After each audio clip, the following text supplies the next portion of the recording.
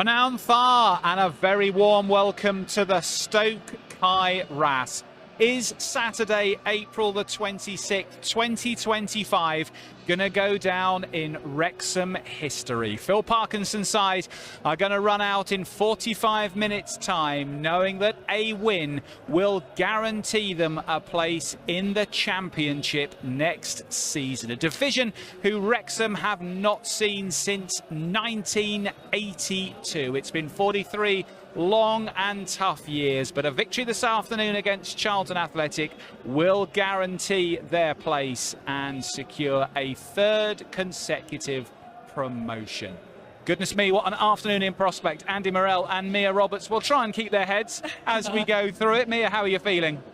All right at the moment. I think that could change quite quickly as we get obviously a little bit more closer to kick-off, but you know what an unbelievable sort of day it could be. And you know, I think all the fans know that. They've obviously heard Phil Parkinson's rallying cries, obviously straight after Blackpool and in the week as well, you know, demanding that they bring it everything today. And like I say, it could be, you know, a real momentous day for this football club. Andy, we knew before we set off today we were going to know exactly the scenario as we arrived at the ground. We'll have a look at all the latest scores in a moment, but we know from the lunchtime result that Leyton Orient's victory over Wycombe has given Wrexham exactly what they wanted today, which is it firmly in their own hands. A win and you're up. From a player's perspective, how does that mess with your mind? Well, it doesn't. It makes things very, very clear. You know, you go and perform today, especially like we did on Monday, and there's every chance that you get promoted at the back of it. So I think the message is very clear. It would have been a little bit more muddy had Wycombe won, and there's more outcomes and possibilities and probabilities, if you like. But no, it's very, very clear today. We're coming up against a very, very good opponent, and so that will really focus the mind as well, even sharper. That if we go out and perform, we've got to go out and perform. There's every chance that we could be in the higher league. I saw your post on X a few minutes ago, Andy, and you talked about fire in the belly but ice in the head. Is that possible? Well, that's what we all try and achieve. You know, you really want to have that intent and that desire and show people that it really means so much to you, and it does. It means so much to the players and the fans. If you can show that, but then that can always go over the top and just across that line, that then becomes a problem. Because you know you might get sent off, different things can happen. So that's why you have to play with ice in your mind, whereas you're really cool and calm, and you pick and choose your moments of when to go and when to go with aggression. So I mentioned at the very top of the programme that the scenario is super simple for Wrexham, and that's because of events that have already unfolded today. Let's take a look now at the results that are known in League One so far and the matches which are reaching a conclusion shortly. So you can see at the top of the screen the three results there from the three lunchtime kickoffs. Birmingham City winning at Stevenage, Reading winning at Bristol Rovers, but the key one from a Wrexham perspective is that game at Brisbane Road with Leyton Orient beating Wycombe Wanderers by 1-0. Randall Williams in the second half, meaning that Wrexham have it all in their own hands from here forward. Elsewhere, have a look down to the result that seems to be about to occur at Edgeley Park, and that's Stockport County against Lincoln City. Stockport County were trailing by 2-0 at half-time in that match. They're now 3-2 up. They still are not out of it either in terms of the race for second place. Stockport play Wycombe in the final round next Saturday. Wrexham go to Lincoln, which could still be important if they can't beat Charlton today. So there is still many permutations as we look down those scores. Mia, any reflections on the scores so far today? Well, yeah, I think obviously a lot of people in this ground today and you know around Wrexham and Charlton were both watching that early kick-off, the 12:30 one, and you know I really didn't know what to sort of make of it. I thought there'd be a lot more goals than there was. Obviously, both teams, Orient and Wycombe, both needing the wins really. But fair play to Orient. I watched most of that game and I thought they played really well. I thought Wycombe you know, had a good sort of 10 minutes maybe in the second half, but apart from that didn't really offer too much. I know they had a couple of injuries as well, but no. And then looking at the rest of them scores, I think the Stockport one's the real big one in there as well. Massive turnaround for them and a great show of their mentality at this time of the season too. Let's have a look next then at the up-to-date table as it stands. Now, we will confirm when those 3 o'clock kickoffs, including the Stockport County game, which Mia talks of there, are done and dusted. They should be finished UK time in around about 10 minutes just after 5 o'clock. But as it stands at the moment, you can see the table on the screen. So Wrexham with a 2-point advantage over Stockport, assuming Stockport hold on. Wycombe also on 84. Charlton have to win today here at the Stoke Kairas to stay in the conversation. But a Charlton win could mean, Andy Morrell, that we all go down to the final week. Wrexham 86, Charlton 85, Stockport 84, Wycombe 84. 4 clubs on the final day of the season in with a shout for one automatic spot. Could happen. Yeah, and Stockport Wycombe playing each other as well within that. So there's an extra little bit in there. Yeah, quite crazy. I don't want to worry about that, really. I'm just going to completely put that away out of the back of my mind, and I'm just fully focused, as is, I'm sure, everybody in the stadium, about winning today. You know, I expect that Leyton Orient game. The viewing figures in North Wales were quite high this afternoon. A particular with a few spike. people, gone to the pub to watch it because it meant so much. It was so important, you know. So it's still in our hands. Let's go and perform. Leyton Orient and Reading there jostling for 6th spot. What a run for Richie Wellens' Leyton Orient. They've had great runs and bad runs, but they're on a great run to finish. They will go into the final day with a goal difference advantage over Reading, and that is the battle for 6th spot. No one else in the top half of the table can ask questions of the playoff places. As we said, we will keep you across how the league table looks just after 5 UK time. That will have all today's results confirmed by then, and we'll then come back, of course, later in this game this evening to see how the Wrexham result affects the as it stands table, and when, of course, we reach full time here, we'll take another look. But what we do know, of course, is that a Wrexham win will be enough to guarantee promotion to the Championship at the first time of asking in League One. Let's have a look at the team who Phil Parkinson is sending out to try and secure that historic promotion, because the manager selects an unchanged 11 from the team who played so well at Blackpool on Easter Monday. You can see George Dobson on screen there. Big day for him today against the club he captained for 2 seasons. Elliot Lee and Owen O'Connell on the bench for Wrexham, both ex-Charlton players too, so lots of subplots ahead. Okonkwo, as ever, in goal, trying to build on that incredible record. 22 clean sheets for Wrexham in this league this season. Arthur's been at the heart of many of those. Dan Scarr retains his place in the centre of the back 3. He was so imperious at Blackpool. Lewis Brunt and Max Cleworth alongside him. Ryan Longman will play right wing back. James McLean left wing back. Matty James, as ever, will anchor the midfield. And he'll have George Dobson on his right, Ollie Rathbone on his left. And once more, Sam Smith and Jay Rodriguez are paired in attack. Callum Burton is the sub-keeper. O'Connell, O'Connor, Barnett Lee, Fletcher and Marriott. Andy.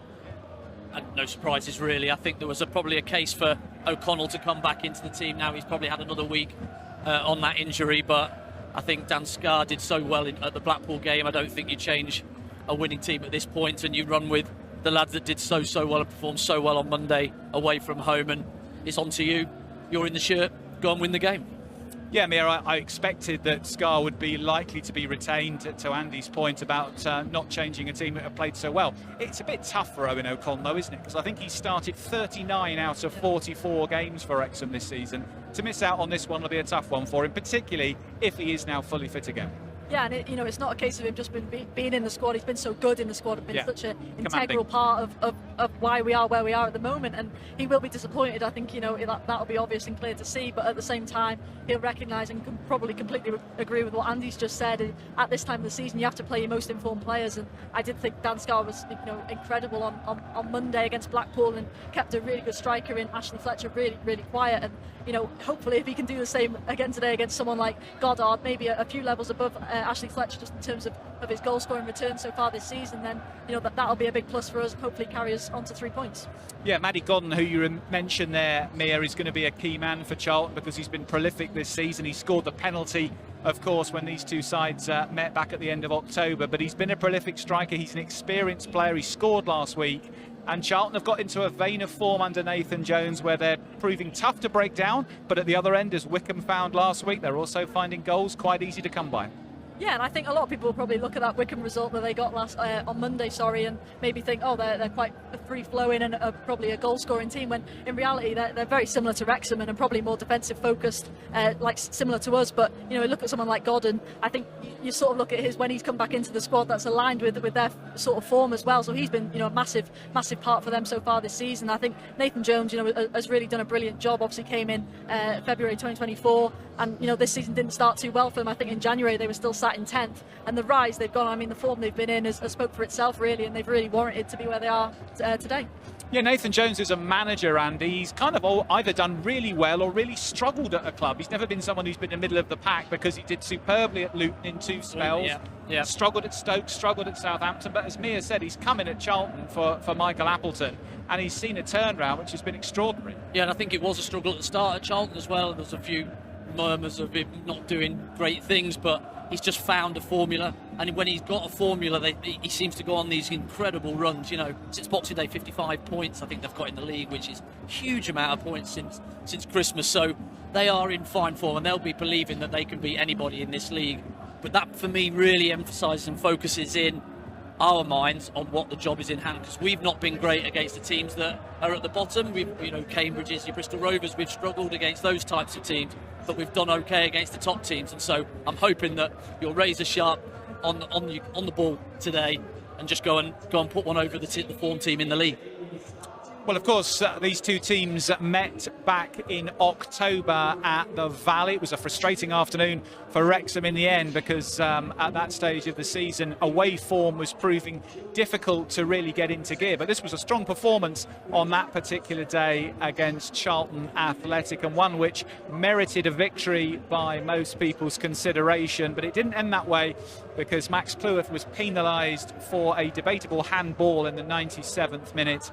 And Matty Godden, who we've been mentioning, stepped forward to ram home the penalty. But that was a strong performance from Wrexham in a crowd of almost 25,000 at the Valley on that afternoon, Mia. How much do you think the kind of frustration and perhaps a bit of the anger, not only at the way that the penalty was given, but then the reaction of a couple of the Charlton players in the penalty box, will that still bubble up 6 months later? Will it be remembered? I think it probably will be maybe a little thing that gets brought up as, just that little bit of extra motivation. And I remembered it. Exactly, yeah, I think so everyone did. I'm sure a player would. I think that was, for me, could have been one of the best away games of the season, really. The atmosphere was unbelievable. Fans were exceptional that day. The performance was very, very good. We were obviously very unlucky at the end to give away that penalty, which, you still look back on as a little bit dubious, the Max Cleworth handball. But it was a brilliant away day. You've got to say that, and I think some of the reactions, not only just after they got that equaliser at the end, but also during the game, it was a bit tense, a bit hostile. So I think that's definitely something you can use to your advantage. Obviously, as well, Nathan Jones in the week, I said it straight away after Blackpool. He might be saying a few things. He's certainly a character, but that's the type of manager Charlton players certainly will love to play for, and I think that's something he certainly brings to his game, and he'll be trying to use that today. He obviously said it is a mistake. I'm sure it probably was. I'm sure he didn't intend that to come across the way he did, the comments he made. But that again lifts the atmosphere in here, 10 times over, and it'll be certainly a hostile place to come today, I think, for those Charlton players. And Andy, the other subplot, of course, is Phil Parkinson. He's a former Charlton manager. It was some time ago now, but he spent 3 years at the Valley. And in 2010, he guided them into the League One playoffs. Wasn't successful on that occasion against Swindon, but I think he's well liked at the Valley, and it was certainly a period where Charlton had some strong success under him. So that's another interesting subplot today. How much will that be in the manager's mind? He will enjoy the occasion, and he has obviously had good memories back at Charlton. But we've got the 3 players with the same sort of thing who have played there, and you do have an affinity for the clubs that you've played with. But it will be just another team to him now, and I'm sure he'll be just fully focused on the job that his team need to do. Looking at Charlton's upturn in form, momentum is always such an important thing in sport, Mia. If you go to Wycombe, who are obviously riding so high, and beat them so comprehensively, not just a win, not just to sort of nick a 2-1 or a deflected shot wins you a goal at the end of the game, 4-0 to a side who've hardly lost at home all season, surely they're going to be travelling up the M6 here to Wrexham saying, do you know what? We've got to win to have any chance of getting automatic promotion ourselves. We've just beaten Wycombe last week. we might as well just go for this. Absolutely, I think they'll still sort of have that little bit of freedom in their play as well, and in that mentality, because not so long ago, like we said, they were nowhere near it really, and obviously in this league you can never sort of rule anyone out, as we've seen play out in front of us. But no, I think they'll have that extra bit of confidence that they know, listen, they need to come here and win today, but we can go out there and sort of put a bit of a show on and ruin the party, if you like, for Wrexham. So I think that'll be the message from Nathan Jones, and obviously that'll be helped massively by the result they got Monday, because I don't think anyone was expecting that to be the case at all. 2 changes today from Nathan Jones, including no Luke Berry, and he looks like he's got an injury. Berry scored for them last week, an important number 10 for them. How big an influence do you think that could have on the proceedings? Yeah, we played a lot of times against him when he was at Cambridge, when Wrexham were playing Cambridge, and Cambridge were at the top of the National League and getting out the league, and he's had a good move to Luton and done really well there, and I think he was a key player in that 10 role, a bit of experience in behind Matty Godden, and he's going to be a big miss for them because he scored a belter of a goal on the weekend as well. So thankfully he's not playing, and hopefully we'll be able to just deal with the people that come in for them. Well, Wrexham come into this game in great form themselves, of course, unbeaten in 8, having won the last 6, or rather 6 wins in that 8-match unbeaten run, and their last game was one of their best wins of the season. The away form has really improved in the second half of the season since February, with 7 of the 10 away victories coming in the last 3 months. And at Blackpool on Easter Monday, Wrexham found their freedom and gathered all 3 points. Drills the men, doesn't he, between the lines. The Concourt with a long kick. Rathbone brings down beautifully. McLean pops inside first time to Rodriguez. His ball forwards is a nice idea. Smith inside to McLean. Burst edge of the area. What a chance for McLean! And what a save by Tyra! It's on his right foot, but surely McLean's got to score there. He carries it 10 yards out. It's a superb save, but oh, what a chance. Well, it's a brilliant move by Wrexham, so nice to watch. Just keep it at the back for a while, don't we? And then suddenly we burst into... Me, I'm in a dangerously loud environment. 95 decibels. I'm not surprised. It wants me to move from here, but I'm staying. Well, every time I get home, my stress levels on my watch. It's Dobson to Rodriguez. What a save again by Tyra. It's another huge chance, one-on-one. To be fair to Rodriguez, Tyra starting position is high. He's right in his face. I think Rodriguez does the right thing, trying to clip it over him, but Tyra's so close he saves of his chest. Longman again now, cutting inside. Comes the corner. McLean sweeps it under the bar, and it's a great defensive header. Tyra says he was being held back. He couldn't come for it. Tremendous header from under the bar. Dobson with an instinctive worldie sweeps it first time out to the right side. McLean on his left foot drills it in the goal. Oh! It's there! Sam Smith scores! Wrexham get that goal! McLean with a brilliant driven ball in, and he skids in front of the Wrexham fans. Wrexham take the lead. Wow! Scenes. Absolute scenes at Bluefield Road. It's unbelievable. George Dobson, first of all, you take a bow. That first time ball out wide is absolutely ridiculous. The bend he gets on it, and then it's fizzed in, and it's Sam Smith, I think, who gets the touch and wheels away. Wow. Well, I think Smith and McLean are having a little chat in the middle to know whose ball or whose goal it actually is. I don't really care, because McLean takes it inside and just hits it, put it in an area, and Smith thinks he goes off celebrating one way. McLean comes running. Wrexham take the throw anyway, and Longman delivers into the box, back to goal. Rodriguez takes it well. It's yes! It's 2-0. It's 2-0.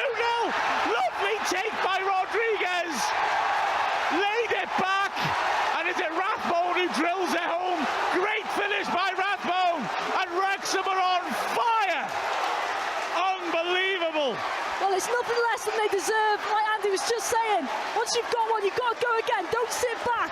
That's what they do. It's brilliant play, and it's a great finish. Ollie Rathbone, he's been so good for us this season. That is absolutely brilliant. Well, Jay Rodriguez, the cross comes in from Longman, and Jay Rodriguez's touch of that near post is insane, because he just takes it out the air, and then he just sets composure to his heel. He rolls it to Rathbone as he comes. The ball's fed wide. Afton, great first touch. He's got a chance here. Drills it. It's in. Blackpool pulling back. Brunt tried to recover. It took a deflection off, and there's 10 seconds of added time left. Apter, who's got a hat-trick on Friday, cut inside. Well, McLean just goes to try and nibble and try and take it rather than just standing him up and waiting and delaying him. Goals will be so key. It's goal difference as well. Well, but let's just see this out. That puts it back level, doesn't it, now? As Wrexham go backwards, Cleworth back to Okonkwo. Slightly underhit, and Okonkwo launches it long. Well, we've had those 10 seconds since the goal. Wrexham are complaining, and there is the final whistle. What a performance. What an away day by Wrexham. We win 2-1 at Blackpool. A brilliant, brilliant effort. From the very start, we were at them. An excellent afternoon then on Easter Monday at Blackpool. A 2-1 win with the goals from James McLean, celebrating his 36th birthday a day early, and Ollie Rathbone completing an excellent performance. Mia and Andy, you were with me up on the Sunshine Coast on that day. Just briefly before Phil comes and joins us, was that as good an away performance as we've seen all season? I definitely think so. I think it's up there for not just obviously as a performance, but obviously massive result and atmosphere as well. Obviously Rob McElhenney in the away end and Eric Allen as well. I mean, it was just perfect really, and I think, you know, if we can bounce back from that with a big win today and top this season off, then that would be pretty perfect.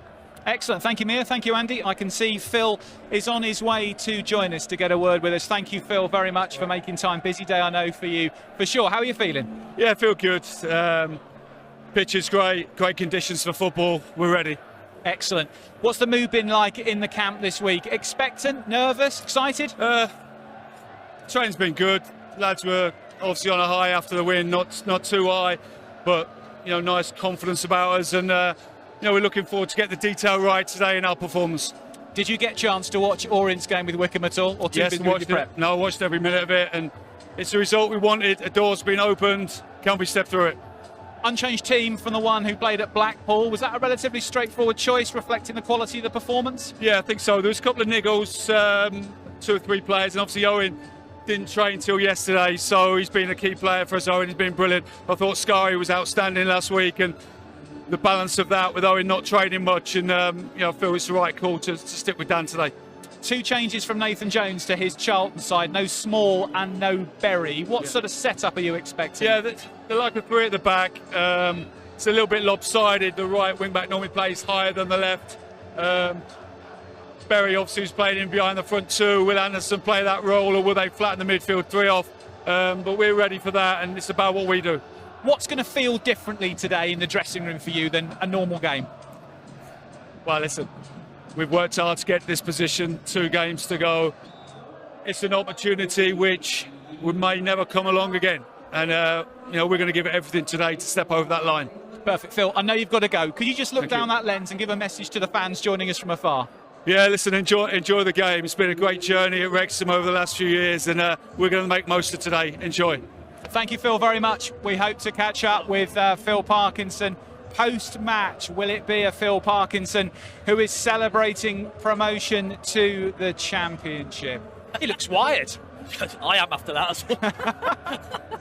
It just feels like going to run through a brick wall for him. I think, you know, he's been such sensational form all for since he's got here through the door, really. You know, the way he's gone about it, how professionally he's been with the group over the last 2-3 seasons, and to get into this point with this group at this moment, you know, I just think he's been top drawer and deserves all the plaudits that he's getting.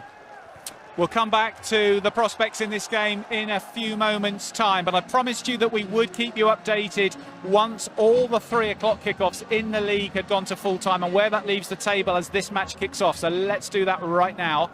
Here are all the matches. We knew the top 3 results. They were the lunchtime games. In the 3 o'clocks, Shrewsbury getting a victory at Barnsley. They were already down, the Shrews, but some solace there. Burton Albion, that could be an absolutely priceless win for Gary Bowyer.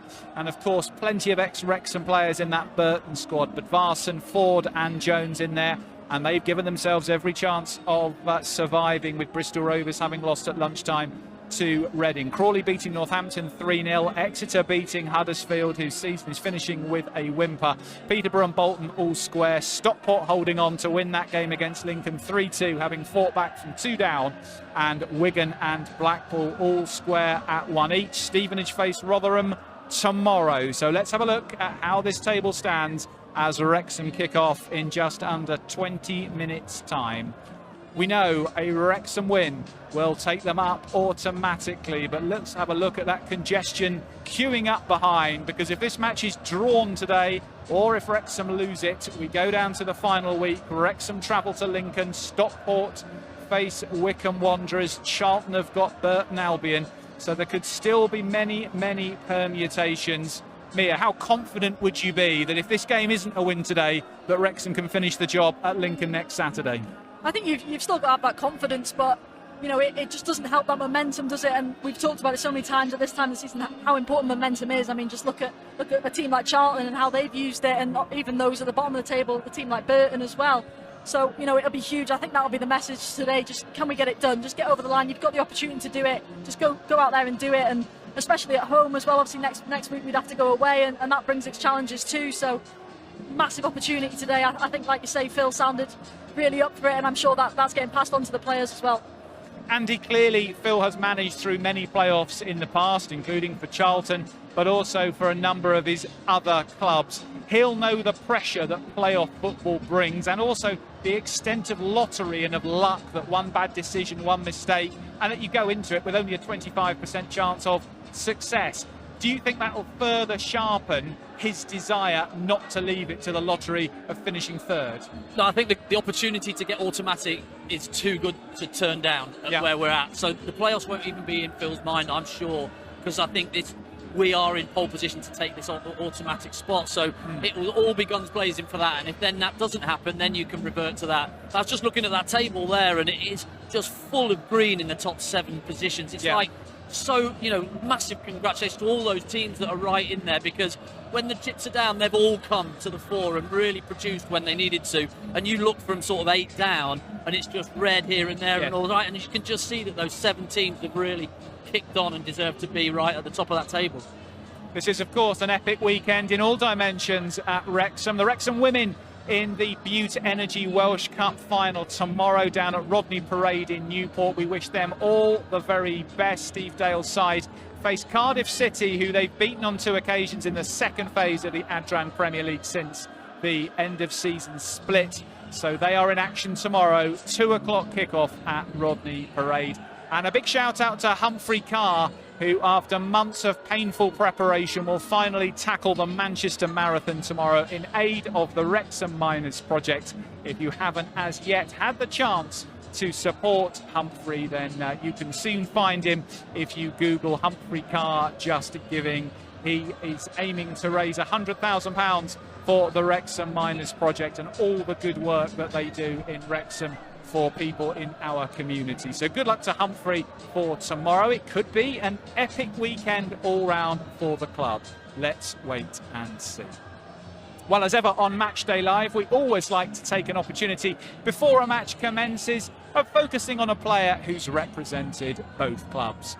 Regular viewers of the show will know that normally that is a former player, but we felt today it was perhaps an opportunity to dip into the current squad. At Wrexham, we've got Elliot Lee and Owen O'Connell, who also represented Charlton, but their captain for 2 seasons before he arrived here was George Dobson.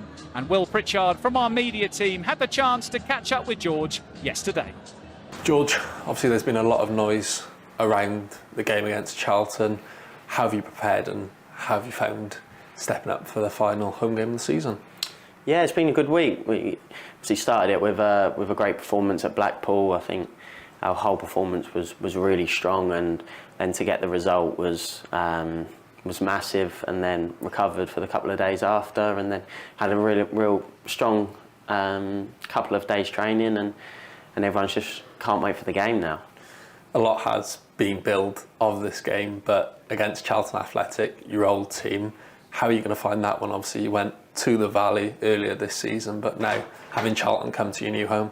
Yeah, well, it felt a little bit strange earlier on in the season, but I think I think now it's just full focus on what is a huge game, and one that everyone in the whole area is looking forward to.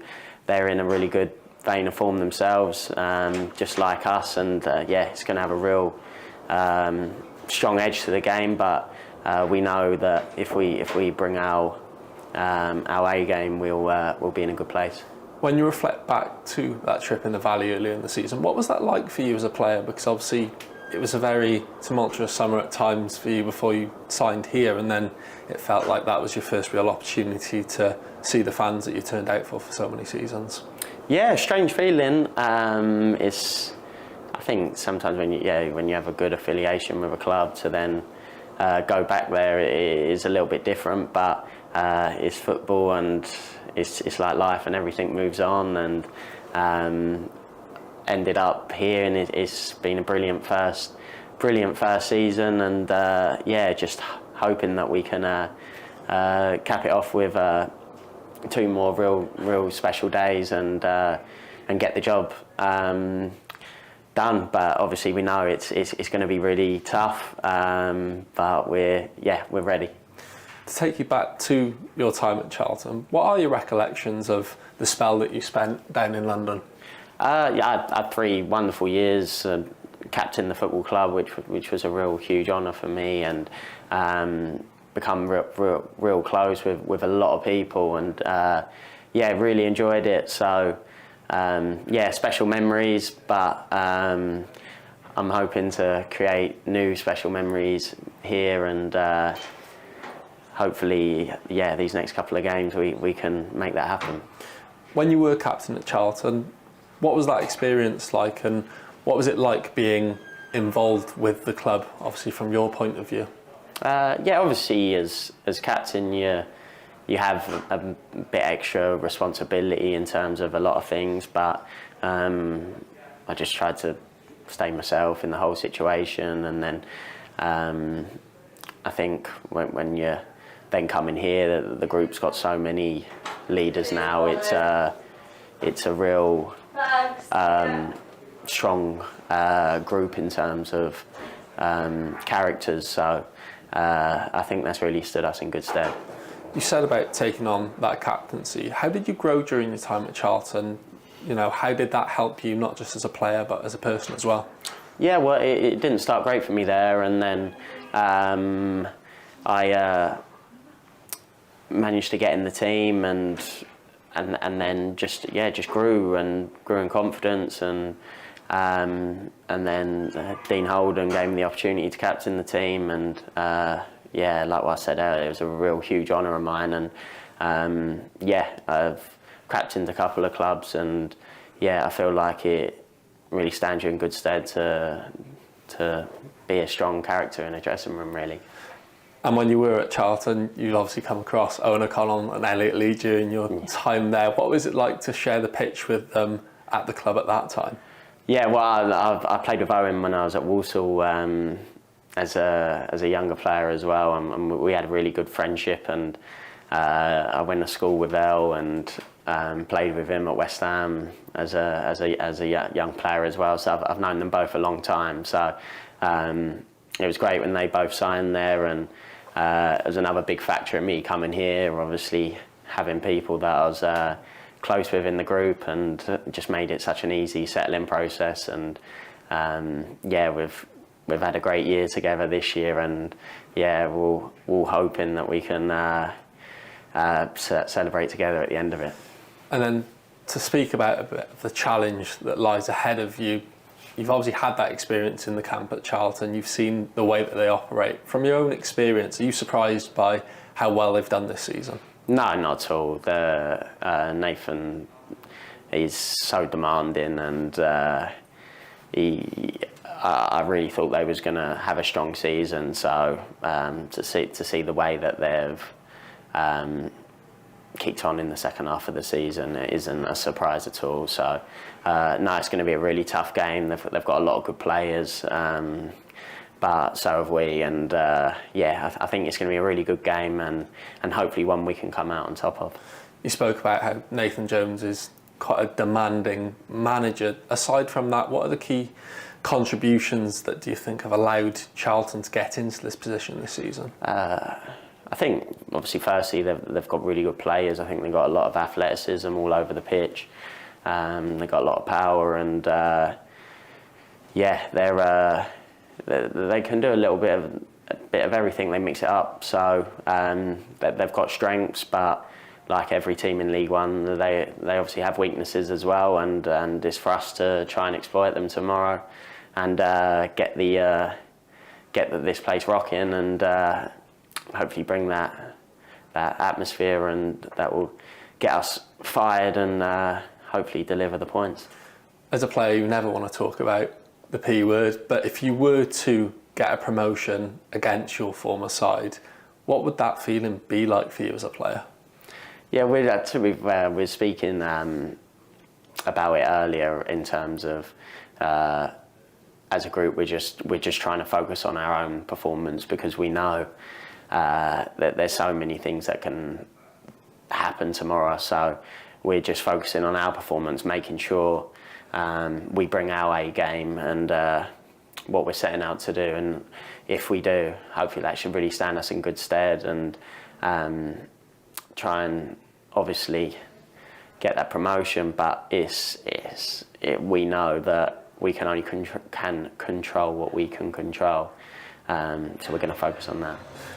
Wrexham midfielder George Dobson reflecting on his time as captain of today's opposition, Charlton Athletic, when Will Pritchard caught up with Dobson yesterday. Well, I can tell you the noise inside the Stoke Kairas is on another level. As you were watching that clip of George Dobson, the Wrexham players completed their warm-up in their familiar Raspberry Ripple style training tops, and the reception they got from the Kop end as they completed their warm-ups and ran down the tunnel was like nothing I've really heard this season here. Incredible. So Phil Parkinson asked the fans to bring their voices today and create the atmosphere. Certainly what we can hear so far, 10 minutes or so from kickoff, the fans are absolutely responding to that. George Dobson catching up with us before this one, Andy, and he's had a really good first season in red, hasn't he, which has included him playing in two quite different positions in the centre of the park. Yeah, he's been a brilliant addition for me. Came in and did that holding midfielder one before we managed to get Matty James in, and then he's just adapted his role to be a little bit more attack-minded, still covers a lot of blades of grass in the game, and he's got great energy. But he certainly added a little bit in the Bristol Rovers game. I think he got the little flick, didn't he, for Matty James, and then he was awesome again on Monday against Blackpool. So yeah, really good addition, and he was only one that really started the season that was new to the group.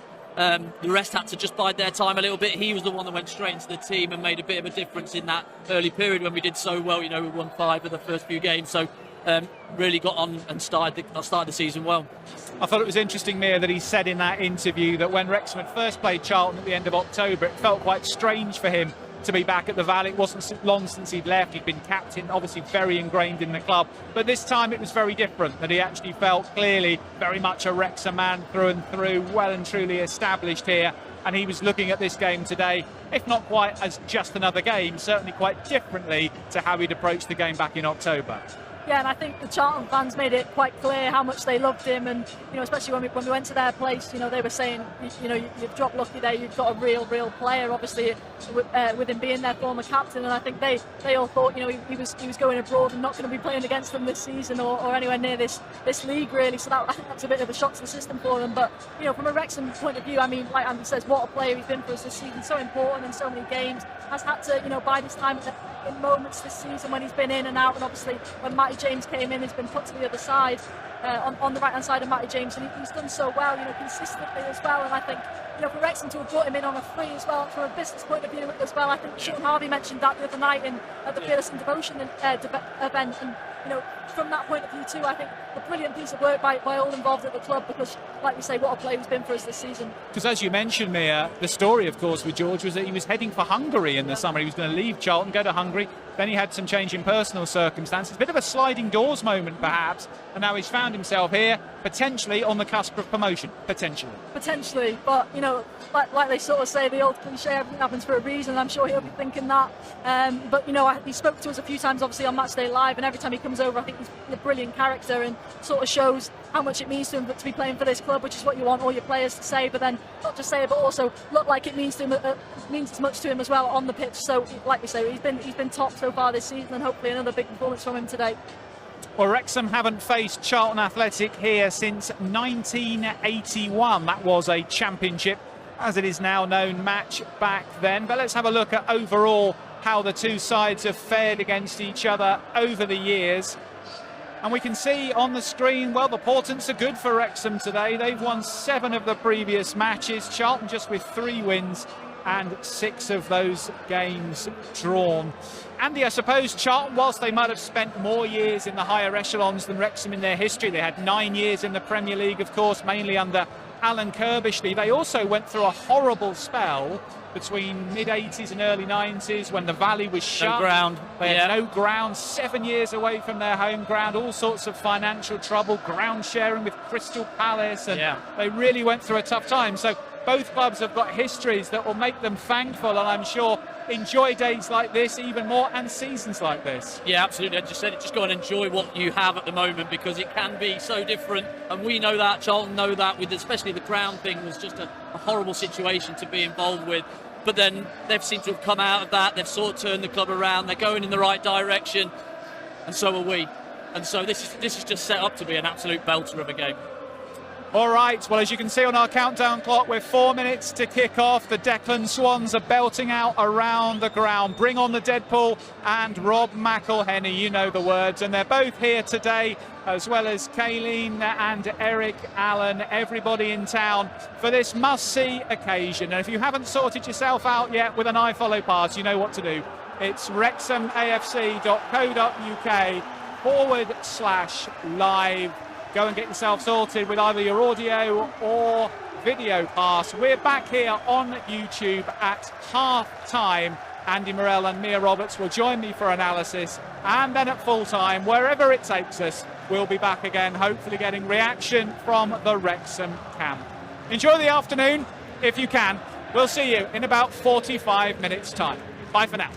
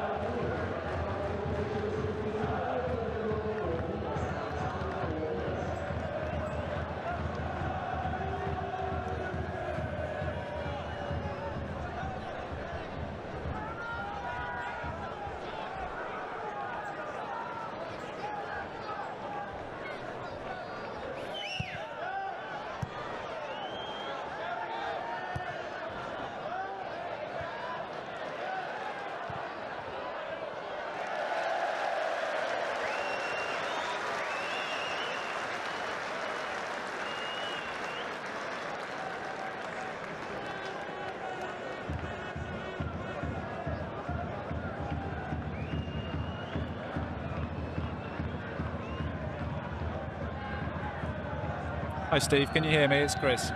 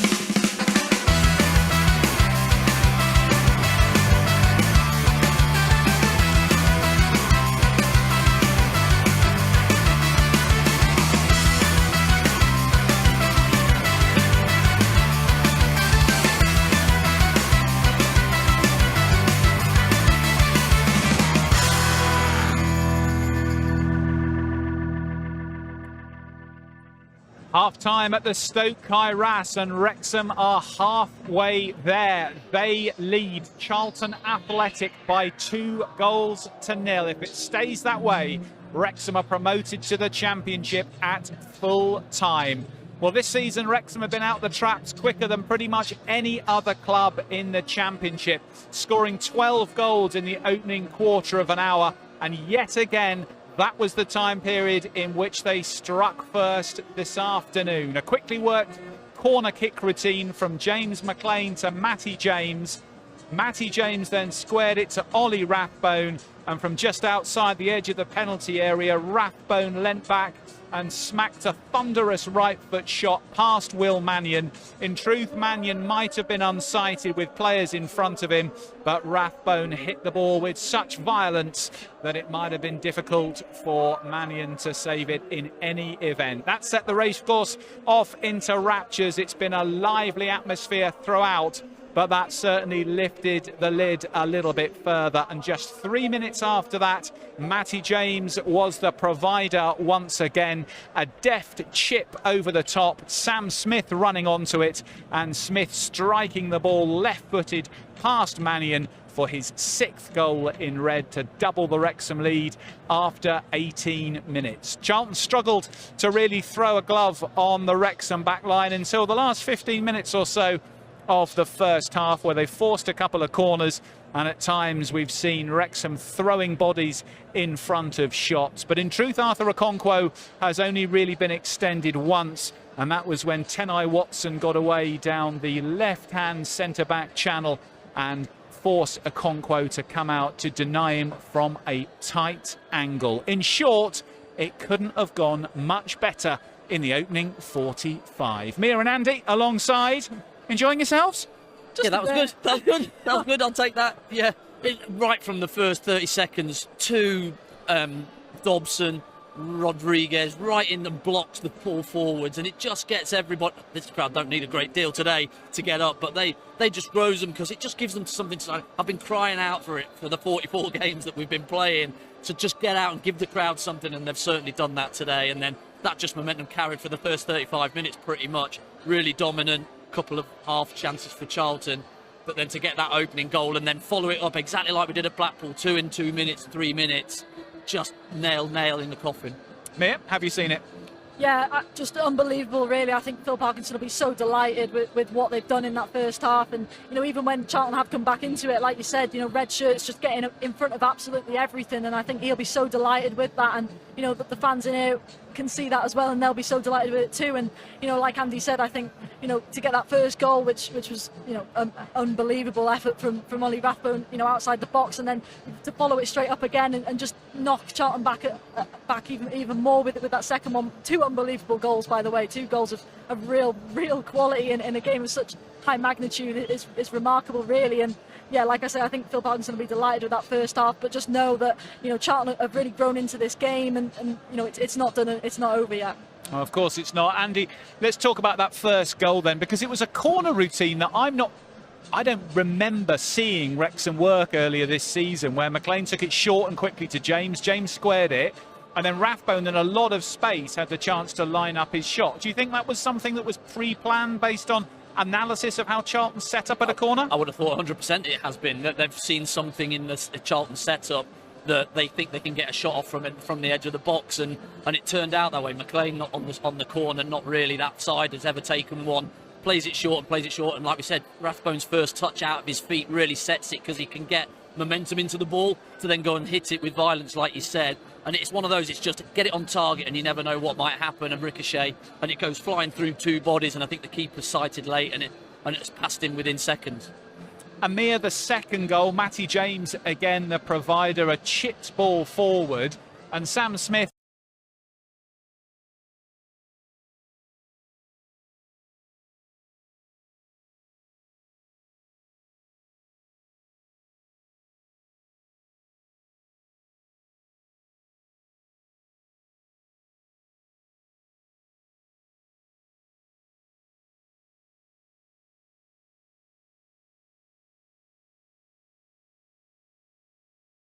to just get up and win. He just made it so difficult for them, and was just a real sort of handful. And I think that goal sort of summed his first half performance up, really. I think, you know, just real quality in the final third. I think he had that opportunity a few minutes prior or after, was it, when it was really good defending by Gillespie to get back in.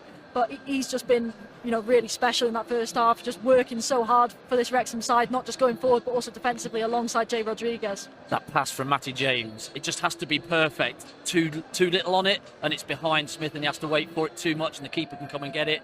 Just drops perfect, and that technique is so difficult to do from Smith as it's coming over your shoulder to just get a good contact on it. But he just hits it so sweet, and it just flies past the keeper before he can see it. Well, we can see the statistics on screen of the first half. The passing accuracy pretty much at level pegging between the two sides. If we look at the attacking stats, though, I'm sure they are going to be in Wrexham's favour. 1 yellow card to each team. Tyrese Campbell, the one who picked up the yellow for Charlton for a foul on Ryan Longman, very much born of frustration towards the end of that first half. Let's have a look at the possession stats. Pretty equal. The total shots is actually in Charlton's favour, but only 2 of those have been on target, and only 1 really testing Arthur Okonkwo to any degree at all. The successful crosses stats a little bit low at 3 out of 7 for Wrexham. Aerial duels fairly steady. The clearances me is interesting. Only 6 for Charlton, 23 for Wrexham. It didn't feel like that to watch it. No, it didn't really. That was a bit of a surprising one, but it did feel like every time a ball went into Wrexham's box, there was a red shirt on the end of it. And I think, you know, probably maybe a few of them off the early sort of long throws from Charlton. They had a few early on that sort of stayed around the box, and we got some really good clearances on it. I thought, again, I think Dan Scarr's been very good. Fully agree. In the middle of that back three. I think, again, it's not an easy thing to come into. I know he's obviously played well on last Monday, but, you know, Phil Parkinson has shown that trust in him, and he's really repaying him out there, and as well alongside him, Max Cleworth again got a really tough task in front of him with someone like Tyrese Campbell today, but has marshalled him really well. And Lewis Brun on the other side equally been as good, and not just defensively but going forward at times. Maybe could release that ball a little bit sooner if I'm going to be a bit nitty picky, but again, you know, just superb. And like I say, I think, you know, they'll be coming out here now wanting to keep hold of this clean sheet. Yeah, 2-0 I think is that scoreline, isn't it? That you think you'd much rather have it than not, obviously, but it's an awkward one because if Charlton do get a goal, it's that nervous edge, he comes around the ground, etc. But I'd much rather be in the changing room of Wrexham at the moment and going, you do this exactly the same as you've done in that first half. Keep that momentum, keep that tempo that you're playing with. Smith keep running in along, the front two keep pressing like they have done. They've been absolutely outstanding that first half. If we can do that, then we've got every chance of coming out with the same scoreline. Let's take a check-in on how this current score affects the League One table. So this is a table assuming that the Wrexham result stays as a 2-0 win. This will be the score at full time, and that shows you clearly on screen the 5-point cushion that Wrexham have over Stockport County if it stays this way. So that means that the game against Lincoln next week will be purely academic, because no one can close that gap on Wrexham. Wrexham could lose at Sincilbank, it wouldn't matter, because Stockport can only get 87, Wycombe 87 and Charlton 85. So that is the position that we very much hope will still be the case in around about 55 minutes time or so. That was the position we were hoping for at the start of the day. Wrexham are halfway there, but as you say, Andy, 2-0. If you get an early goal, Peterborough, wasn't it? Yeah, we saw how that unravelled. Yes, and we don't want to. No penalties tonight, but yes, we don't want a repeat of that, do we? So the lads have been through that and felt that. I'm sure that will be a reminder as well in the change room, is that we don't want to feel like that at the end of the game, being in such a strong position. So let's get the job done. The fans are enjoying it, Mia, particularly a new song that I've not heard here before, Do, Football in a Circus. That's like reference to Nathan Jones's pre-match comments, perhaps? Maybe, yeah. No, they're absolutely loving it, and as they should, because this is a really special day and potentially could get even better if, like you say, it stays as it is. So, no, they've just got to keep being loud, keep being noisy and getting behind this team, because as we've seen in that first half, you know, from minute one they were on it, you know, celebrating every interception, tackle, and obviously the goals as well to match. So no, they've been superb, and carry on like that, and I think it'll only get noisier. You'd feel an early goal in the second half might knock the stuffing out of Charlton, because the ground would go mad. There'd be that cushion, and you think 3-0 for a game that Charlton have got to win to stay in the automatic promotion hunt. Psychologically, that's a heck of a way back when you're away. Yeah, I don't even think the next goal. I think we've just got to play with the same front foot intensity, because that will bring a goal, no doubt. Because Smith is in behind when we get a little bit of freedom in that midfield, and if we regain the ball in those transitions really quickly and get Matty James on the ball, that's when he can be at his best and find those passes. And Smith's got in a couple of times, probably disappointed with the one that he got, and Gillespie did brilliantly to get a little foot on and pass it past the post. But he'll be looking. If I'm Smith, I'm getting another goal here. If you get your heads up quick enough, I'm in. The difference, I guess, to Blackpool last week, Mia, is the 2 goals at Blackpool came midway through the second half. So the game management, you're looking at a 25-minute game. Here, 2 early goals, you've got 45 minutes of game management, and the stakes are that much higher because everyone knows what hangs on, holding on. How will that change how the team's set up and play? It'll be interesting to see. I totally agree with Andy. I think we've got to come out this second half and try and match exactly like we did in that first half, and sort of, have the mentality maybe that it is maybe 0-0, and you've just got to get another goal in there as well. And obviously, listen, we know Charlton have to win, so they're going to throw everything at it. I don't expect Nathan Jones to sort of think, right, let's just keep it to 2. I fully expect him to go, you know what, we've got absolutely nothing to lose. Let's go for it. Let's try and upset the party and cause a real upset. Charlton changes off the bench likely, Andy, do you think, at the break? Well, I think he's just twisted his team a little bit. I think Phil Parker spoke about it before. They're sort of an off 3, but I think they went to a 3 after they went 2-0 down and just played it properly and normally. Campbell going inside nearer Godden with Anderson in behind them and Edwards pushing on up that left. They were like that in possession sometimes, but I think they'll probably stick with that and just look to just go for the throat a little bit more, try and get a couple more people up tight and put crosses in the box like they have done. But like Mir said, we've defended them really well, and when they have been on the edge of the box with a potential shooting opportunity, it's been a couple of red shirts flying out to block it. Let's hope that continues in the second half. Andy, Mia, I will see you at full time.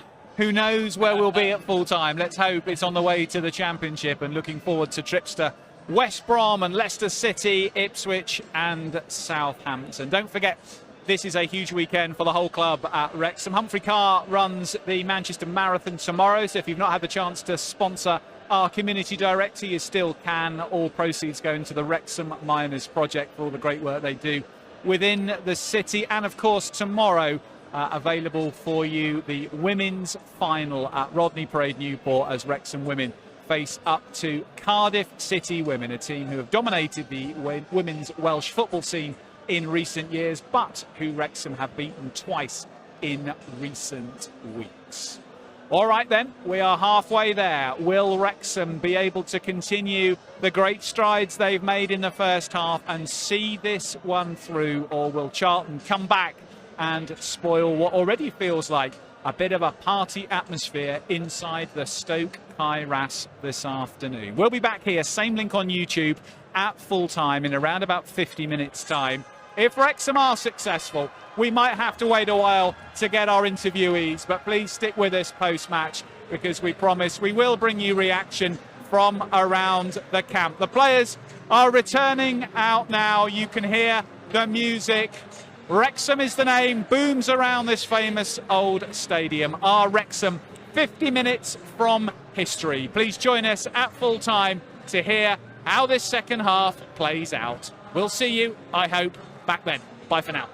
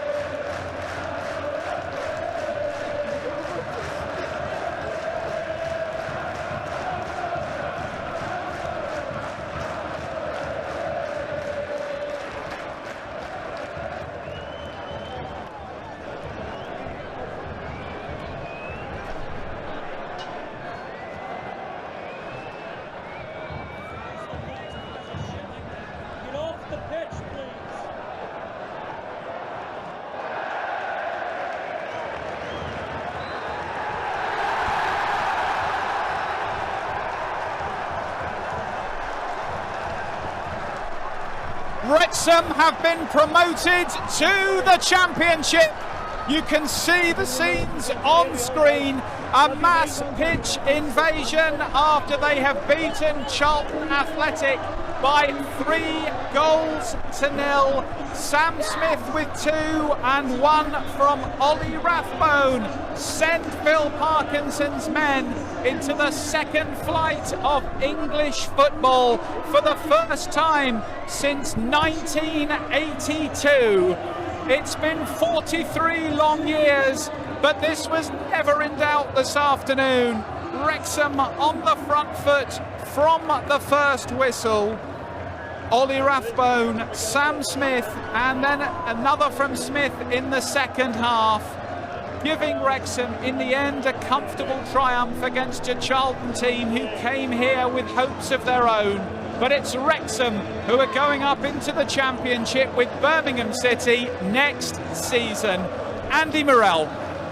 Well, I'm just so emotional. I really am, because promotions don't come along very often in a player's career, and to go back to back to back is just insane. And the players, the staff, all the people that are around the football club, the fans, they just need so much credit given to them, because it's so hard. It is so hard to do, and they have just absolutely smashed it out of the water this season.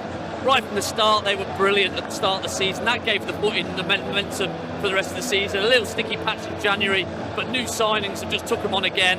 And when players needed to stand up and be counted right at this really crucial time, well, did we have it or not? The team were brilliant these last 2 games.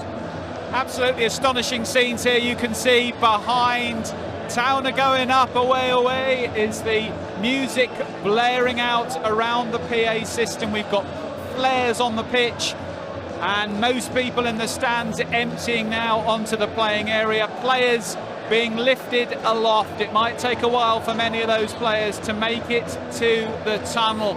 And the big screen says, "See you in the EFL Championship," and that is most entirely what we will be seeing in about 3.5 months' time. Andy Morrell, astonishing to just see those words. Yeah, it's incredible. I had a promotion 22 years ago today, to this exact day, here in front of the fans. When the cop was here, they were flying onto the pitch, and it was a brilliant sight. You want to be carried off the pitch. You don't want to be in the changing rooms. You want to be affecting this feeling, what it feels to these fans. When we got it out of the National League, it really was a really emotional day, because it's taken us so long.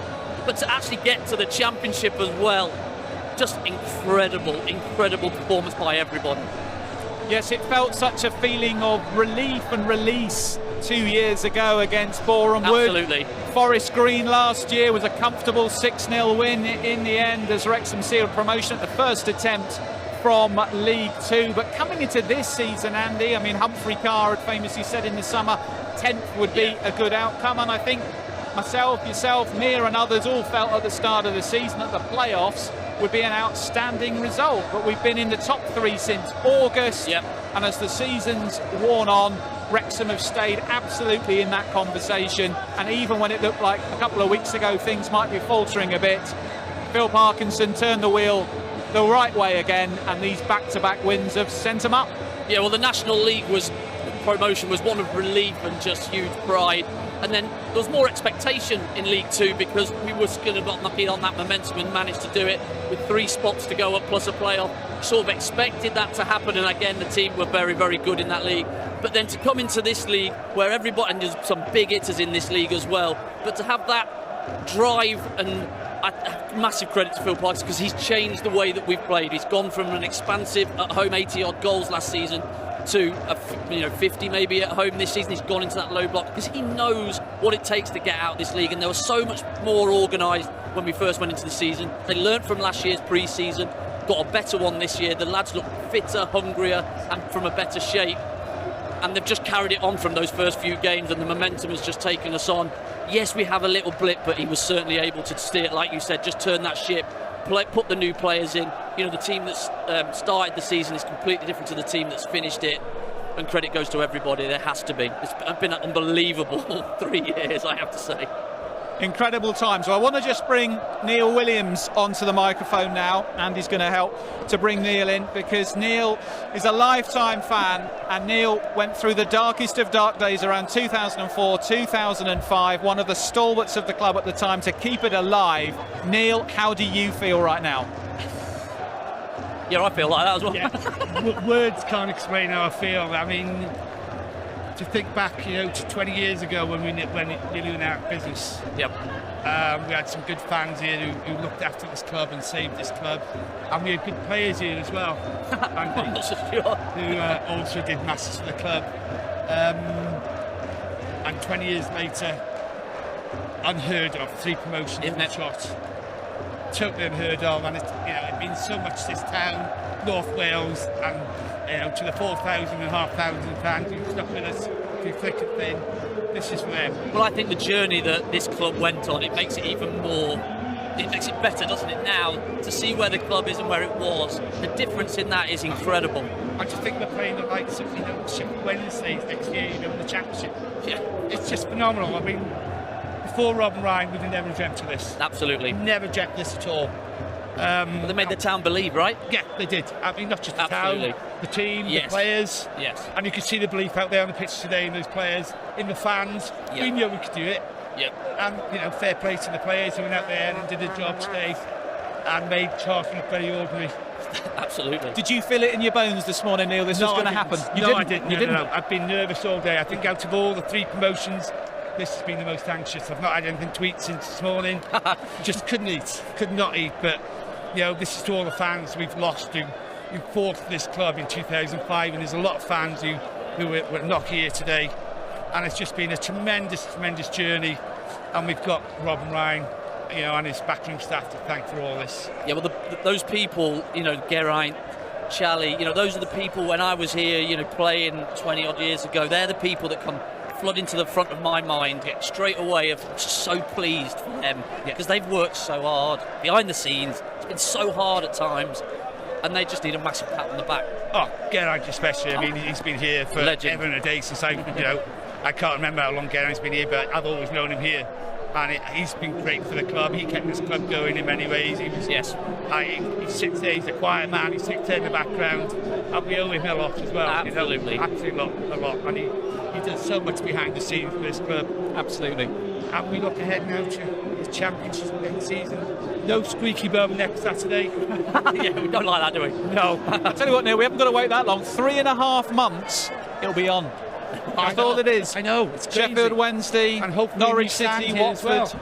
Absolutely. Well, Neil, we're going to let you go and celebrate. Thank you so much for joining us. Yeah, thank you and for all around you back in those dark days of 2004, Absolutely, 2005. Those who started the Wrexham Supporters Trust.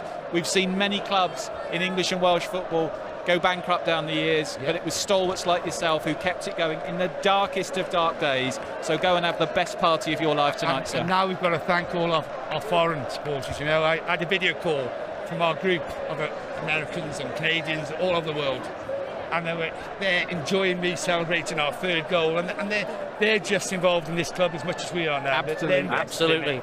Yeah, I take my hats off to them as well. They travel thousands of miles to go and watch a little club in North Wales play football, and I take my hats off to them too. Very well said, Neil. Thank you so much. We'll leave you to having a great night. Neil Williams, Wrexham AFC lifetime supporter, and one of those who stood up to be counted in the darkest days for this club around about 20 years ago. If you're just joining us on Matchday Live, where have you been?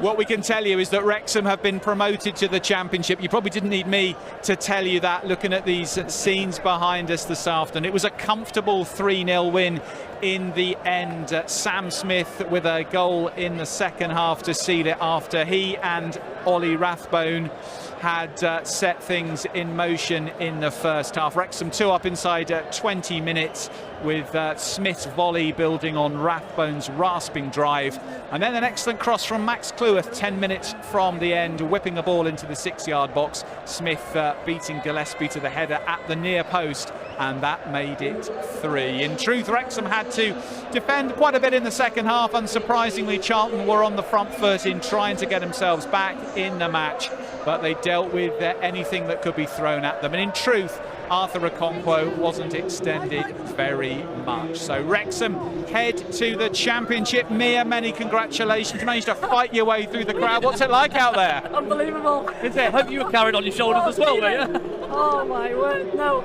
honestly, just trying to, capture as much of it as you can. I think just trying to, get as much as the atmosphere and not let it sort of pass you by, if you like. But what a game. I mean, I'm sure you guys have already touched on it, but everyone knew it was there for us today to sort of take with both hands. But I'm not sure many people actually thought we were going to get something like that, where it was just so dominant, so assured from minute one, really. And yeah, really special. I just think that's. It's going to take a while for it to sink in, I think. Completely so, absolutely. But it was. I think that the third goal is so poignant, isn't it? In like how we played this season was a break from Longman, Cleworth on the overlap, a cross from the right. How many goals have we scored from the right with Barney and Longman out there, and a darting header and a finish? We've scored so many goals from that type of. It's just synonymous that we've gone and got up out the league with that goal. It was just a brilliant goal. Fantastic. Andy Meara, I'm going to let you step out in just a second, because we've got a couple of Wrexham fans from different generations who are going to come and join us and let us know how they feel. So we've got Mike Collins and his grandson Seb Collins. Hello Mike. Hello Seb. Many congratulations. Thank you for joining us both on Matchday Live. Now then, Michael, your first game here supporting Wrexham in the mid-1950s, am I right? Boxing Day 59, actually. Boxing Chris. Day 59. We lost 3-1 to Coventry. 3-1 to Coventry. Have you had a better day than this one, Michael? Yes, actually. When we went up in the 77, 78 season. Okay. Well, this is fabulous, though. Yeah. I mean, the journey from non-league to this in such a short period, it's almost crazy. It's just remarkable. Absolutely. And Seb, obviously you weren't around in 79 like your granddad, but you've been around in the last few years following Wrexham home and away. What's it been like for you the last 3 seasons? Absolutely unreal. Like, the fact that Rob and Ryan came to this small little town in North Wales is just absolutely insane. Well said. Absolutely. And how were you feeling emotionally today? Did you think that at the start of the day this was going to happen, or were you a bit nervous? I thought it could go either way, honestly. I thought there was a chance that it could go to the last match, but I also really, really hoped that it would just be like it is now. Mike, you've been through so many dark days with Wrexham. Amongst the good ones along the journey, you've followed the club home and away over the last 4 or 5 seasons. As that journey has continued, did you have a sense of perspective that led you to think that the Championship was possible? Yes, but not in such a short span of time. I thought perhaps once Phil started getting it going, I thought 8 years, something like that, was a realistic prospect. But I mean, it's just crazy when you think about it. I mean, you must know as well. It's just when we got into this league, we thought make the playoffs possibly, but just consolidate. And here we are with a game to spare. Absolutely. And Seb, if you look at other teams who've made their way up through the leagues, Hereford United went up 3 promotions in 5 years in the 70s. Luton did it in 6. For Wrexham to do it 3 in 3. That must have been beyond your wildest dreams as well. Yeah, I think, like you say, it's beyond my imagination. Even going onto the pitch was just unreal. Second or third time I've done it. 3rd time now. But yeah, it's been insane. Good habit to get into. Who's been your player of the season, Seb? It's got to be Max Cleworth. Max Cleworth. Just yeah. Love him. Yeah, hard to disagree with that. Ollie Rathbone, those finished leading scorer, Mike, with 9. What have you made of him this year? I think he's been outstanding. His energy is it's fantastic to watch. He just never say die. But I'm with Sebi, Max for me. I mean, he's played every game all the time. He's been excellent, Max. Absolutely excellent. And when you look at the teams that are looming in the Championship next year, Mike, is there an away day that's already caught your eye? Southampton. Southampton. That'll be a nice trip. Yeah. Thanks for going there. But yeah, Sunderland as well. Bit of an improvement on Dover Athletic a few years ago. Absolutely. It's with all due respect to Dover. Yeah, Dorking wonders. I mean, what's that about? I mean, honestly, it's literally hard to get my head around. I've been all the time. I've been thinking, don't get too confident about it, because there's a lot of things can go wrong. And even here today, I was apprehensive, to be honest with you. But I mean, they've been absolutely fantastic. Wrexham today, been fantastic. Absolutely agree. And as Sebby's getting fed up of these celebrations now. It's a good thing to get fed up with, Seb. It's a good thing to get fed up with. Well, we won't keep you any longer. We'll let you get out there and enjoy the celebrations. I can see the pitch is starting to be cleared a bit now, so I guess the players might be coming out for a lap of honour. So get yourselves in a good position. And it's a brilliant show, Chris. Thank you, Mike. Brilliant. That's very kind of you. Thank you for joining us. Thank you. Thank you. Mike Collins and his grandson, Seb Collins. Home and away, Wrexham diehards enjoying their day here at the Stoke Kairat, as is so many other fans. As you might be able to see behind me, Andy and myself, the pitch is starting to be cleared now. They're trying to get everybody back behind the barriers so the players can hopefully come out for a lap of honour. There's lads like that think that it happens all the time, and it's like, no, mate, no. Normally, if you get one in a lifetime, you're happy, but you get three in 3 years. It's not bad going, is it? It's like, oh, get order going on there now. Yeah, well, Seb might have to cope without one next year. I think survival in the Championship would be a great start. But hey, we said that about League One this year, so who knows what might be possible. Incredible scenes, Mia, isn't it? The sun is out. People are now starting to make their way back behind the barriers. I don't think anyone who's had a ticket today has actually left the stadium yet. You wonder what might happen next. I'm assuming it will be a lap I hope the of honour, players, but I hope the players get a it'd be chance nice to see them come out, because it's not happened in the last couple of seasons. They've had to just go in and celebrate. So hopefully, if obviously the fans have been ace, get on the pitch, go and enjoy them, lift them up. But if we can get them off now and the players get the chance to walk around and thank them, because I have to say the travelling fans have been unbelievable this season. And in their numbers, it started at Bolton, didn't it? Yeah. And they were incredibly noisy, and they were just enjoying themselves, and then they've enjoyed themselves right the way through. And those last games at Wickham, Wigan, they really turned in, and when it was difficult, they still backed the team. And then those last two performances, wow. Let's have a look at the table, shall we? Yes, please. Quite encouraging reading, because I think it's going to tell us something we rather like, and that is that next week's trip to Sincilbank Lincoln, well, it will be a party for those who make the trek across to Lincolnshire, but it really doesn't matter very much, because as you can see, Wrexham have an unassailable 5-point advantage over Stockport County and Wickham Wanderers, and 7 points on Charlton Athletic. Whatever happens in the final round of matches this season, no one can take Wrexham out of second spot. There might be an interesting joust to see who finishes 6th between Leyton Orient and Reading, but Stockport, Wickham and Charlton will contest the playoffs. There'll be an interesting watch from a distance and a stress-free one. We'll put our feet up, shall we? Absolutely.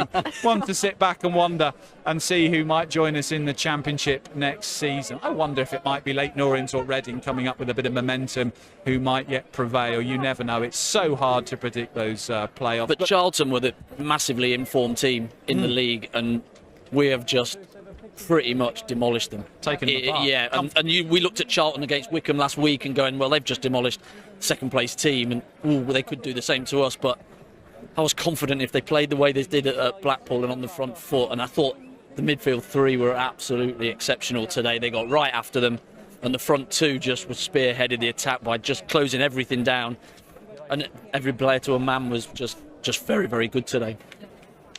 Yeah, Mia, it's, I mean, look, let's indulge this for a moment. If you look at that playoff picture now, it's difficult always to predict who comes into the playoffs with form or experience or whatever. But from a purely sort of who I'd most like to play again next season perspective, who would you like to see come out through that? Or don't you care? I don't care, no. Fair enough. I think it's an interesting one, isn't it? I think I'd still probably be back in Charlton as probably the favourites right now. I know obviously Stockport have got another good win today, but I don't know. I think if Charlton can just get over this one pretty quickly, then for me they're still the red hot, informed team to be playing. But yeah, I'll take anyone. I'm not bothered with playing Leicester and Southampton. Just add another one on the list. Well, Town are going up away. It's going around the stadium again, and everybody is enjoying it. We can see that out on the field of play there are some extra markers being put out. I can see Phil Bennett, the stadium manager here, who does a great job for Wrexham, has been here for many, many years, is organising the photographers. I think there might well be a team photo or two that is going to be choreographed, so we'll keep an eye on that. Let's just return to the events of the afternoon, though, because when we spoke at half-time, we said what a strong first-half performance it's been. 2 excellent goals, both laid on by Matty James, one from Ollie Rathbone and one from Sam Smith. The second half had a slightly different feel to it. Unsurprisingly, Charlton had a lot of possession, but they didn't hurt Wrexham very much, did they? And the best chance of the half taken beautifully by Sam Smith. Yeah, it was scrappy and bitty, which was perfect to be 2-0 up, and you love those types of games. Really, really just no flow to it at all, which was fine for us. We weren't looking to try and get another goal, but we felt that if we could get that one, we said it at half-time, didn't we, then that would just put the puncture in the balloon of Charlton. And it was such a great goal as well, and then you can see the roof comes off and off we go, because that was pretty much job done then. And what a cross it was, Mia, by Max Cleworth, getting forward on the overlap, hitting that ball first time. Sam Smith out-muscling Macaulay Gillespie, getting in at that front post, and an excellent header, showing his quality. Cometh the hour on the final day, 2 goals from the star striker. Yeah, and I think I'd probably echo what Seb said earlier about Max, just unreal. I think this season he's stepped up again. As Wrexham fans, we always want to see ones of our own and people who've lads and girls who've come up through the academy and then can get into that first team and really solidify a position and show that we can produce real talent. And fair play to Max, still at such a young age he's done that and done it so well as well. I think he hasn't just been gifted that because of coming from the academy. He's had to work hard and really earn his spot, and when he's been given his opportunity he's taken it with both hands. And coming on to then obviously Sam Smith, I think he's been worth every penny, whatever how much we paid for him in January. He's come up trumps, and what a signing. Hopefully now he can kick on and hit new levels in the Championship. Yeah, it's incredible that promotion has been achieved here with no one getting into double figures with the goals. Ollie Rathbone finishes on 9, Elliot Lee 8, Max Cleworth 8, Steve Fletcher 8, Sam Smith 7. So goals have been spread about, but that's been good enough. And Wrexham have found enough goals, because there was a period in the season where there was lots of games that were either being won 1-0 or lost narrowly. And the question was, have Wrexham got enough firepower? But over the season, with adjustments being made, they've proved they have. Yeah, and I think, obviously it's one of them.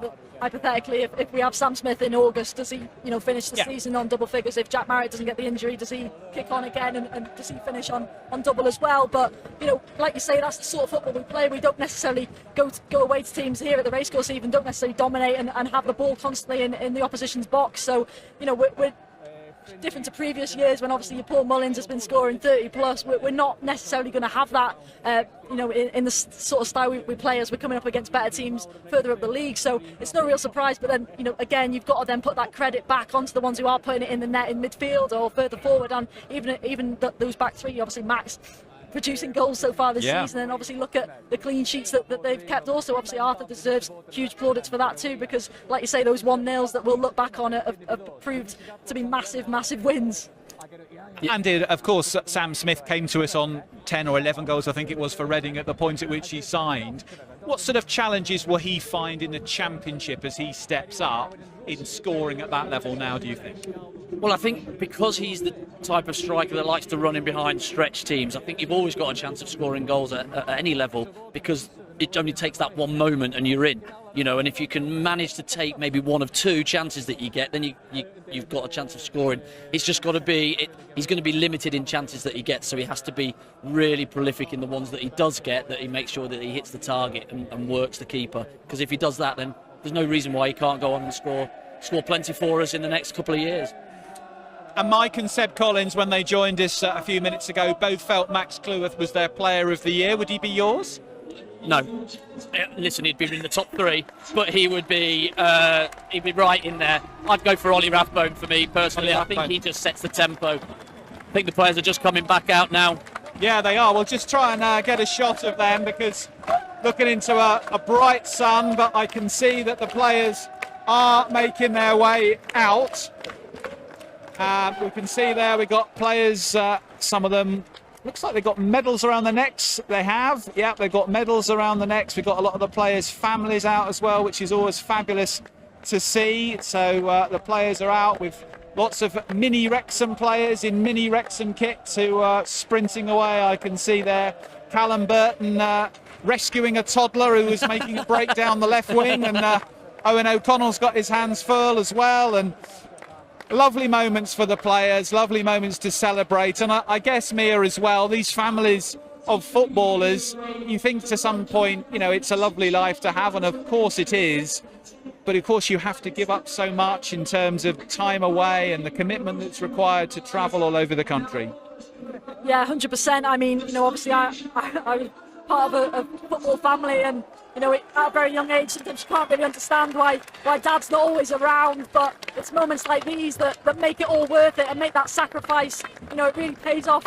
These are the massive highs that come with the massive lows. And you know, I'm so glad that obviously people have got a moment on the pitch today, and that's the dream of so many. But then to allow the players back on and get the recognition they all deserve, and that time with their families too, it's you know, it's so important. And so, you know, really nice to see that the fans have given them that today. Well, I don't think we've lost hardly anyone from the stadium. If I look around to see how many empty seats I can see, it's probably in the tens, to be honest. So I think the vast majority of people have stayed. It's great to see the players emerge again, and the coaching staff out there as well, all gathering in front of the players' tunnel.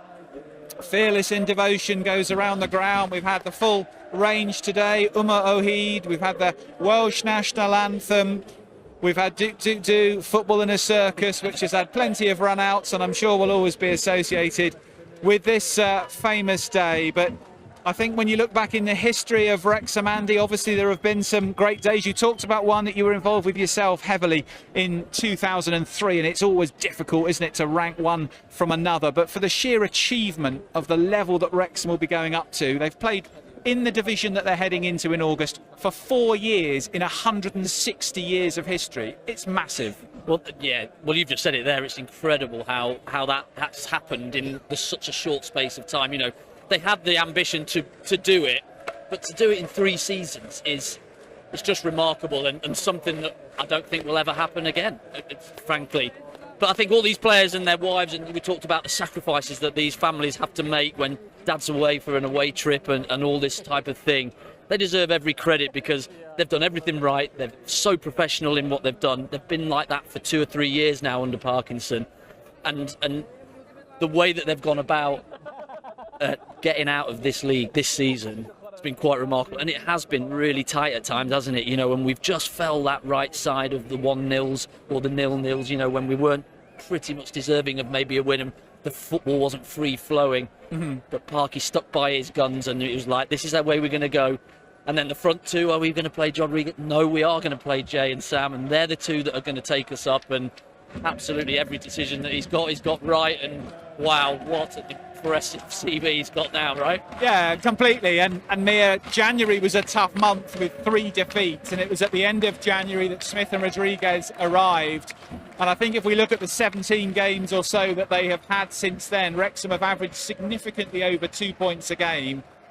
So the moves in the transfer market absolutely paid dividends at just the right time. 100%. And I think, you know, obviously, as a club, I don't think many people were expecting us to be where we were as January came, and that led to obviously discussions in rooms above. You know, saying, right, you know, we've got an opportunity here, a real opportunity. Do we really go for this? Do we spend a bit of money? Do we bring some more players in? And that's not that is a real tough decision to make. You know, do you take that gamble? And boy, has that gamble paid off, because they've taken that risk. They've seen the opportunities there to get the automatics, and they've really smashed it out of the park. And you've got to give full credit to, you know, obviously recruitment staff, Phil Parkinson for getting those signings absolutely spot on, because like you say, Brian Longman, Jay Rodriguez and Sam Smith have come in, and you know, a lot of people have criticised, you know, the front two pairing at certain times along the way, but they've got the results and they've got us over the line, and they're a massive part to thank as to why we're going to be playing Championship football next season. Let's just stick on Brian Longman for a minute, Mia, because I'm glad you mentioned him. When he arrived, a number of people were saying, well, hang on, Ryan Barnett's got the leading number of assists in the division. Longman is primarily a right wing back. Why has Phil Parkinson gone into the transfer market and brought someone in for whom that appears to be his position? But again, a completely vindicated signing who's taken it on another level since his arrival. Yeah, and I think, you know, a signing that sort of really spoke to to what the ambition of this club is. You know, a championship level signing who, like you say, it was coming in at a time where you're thinking, well, if there's one position we don't really need in the squad, it's probably that area of the pitch, especially with how Ryan Barnett, obviously James McLean were playing, and you even look at those behind him in Jacob Mendy, Seb Revan, you know, all really good quality, you know, wing backs. But you know what Ryan Longman's done since he's come in has been really good, and obviously it helps having the trust in him that Phil Parkinson's given him to be thrown pretty much straight in. But you know, his quality is remarkable, and again, you know, I'll say it. I think, you know, the ambition from ownership and those above, it really just sort of leaks onto that pitch, and you know, the players go, you know what, they're backing us, they think we can do it, I think we can do it, and I think that's shown in the last stages of this season. And Ryan Longman is hopefully one, you know, that's a good age, going to last us for the future. We obviously know James McLean, his age, getting a bit older. It was an area we did probably need to look at, maybe not in such a short term, but long term for sure. And you know, what a signing he's been, and hopefully, like we say, he can be successful again next year. And just a word on Paul Mullin there, Andy, because I heard the tech end singing, "We've got Mullin, Super Paul Mullin," and he obviously acknowledged that from the reaction that we just heard as Mia was speaking there. Clearly, he's found himself out of the 18 in this latter part of the season, but the fans still showing their love for him, and hopefully, if he can have a good summer and a good pre-season, yeah, he could yet so. come back again. Oh, absolutely, yeah. And this is the thing by what Phil Parkinson has done is he's had some really tough decisions to make. You know, the crowd were baying for blood at times over the season when Paul Mullin wasn't playing, but he stuck by his guns with the two that he brought in January, and they've got us over the line, so you cannot have a go at him. But I'm sure there's still a part to play for Paul Mullin if he wants it, because Phil Parkinson doesn't hold grudges. He just wants to pick the best team and win the game in front of him. And you told me a story, Andy, I think some weeks ago when we were chatting before a Matchday Live, of an example in your career where you went up with Blackpool and players who were fringe players in a promotion-winning team then started playing more regularly the league up. Yeah, well, we managed to get promoted for Blackpool from the League One to the Championship. So exactly what we've done today. And there were players that were on the bench in that season for the majority and only played a bit parts. Came back in pre-season, obviously with not a better attitude, but they were absolutely desperate to get into the team in the league above and have a chance when it is open in that pre-season. And they ended up being stalwarts in that championship campaign, and we managed to stay in the league off the back of it. But it was players that hadn't necessarily shown well in the league below, came back with a really strong performances and played in those games. So the likes of Dan Scarr that you've seen come really good at the end of the season, it could be him that's the one that, you know, he plays every game next season. But yeah, I'd mentioned Dan Scarr because I think he's been brilliant the last 2 games. He's been absolutely excellent, and to come from the cold like he has done and watch so many games of Wrexham this season, he's managed to then come and perform and have 2 games out of his life. And of course, a player like George Evans, Mia, who I actually thought might be a little bit more prominent latterly in the season and hasn't featured. He's played a lot of his football at championship level before coming here. Yeah, and again, you know, it'll just show the quality of the squad that they've built, you know, not only this year, but over the last few years as well, keeping some of these players, you know, and keeping them happy as well. And that shows great man management by Phil and his staff, because, you know, a lot of people obviously talk about it when recruiting, how, you know, Phil offers to do the sort of character test with them.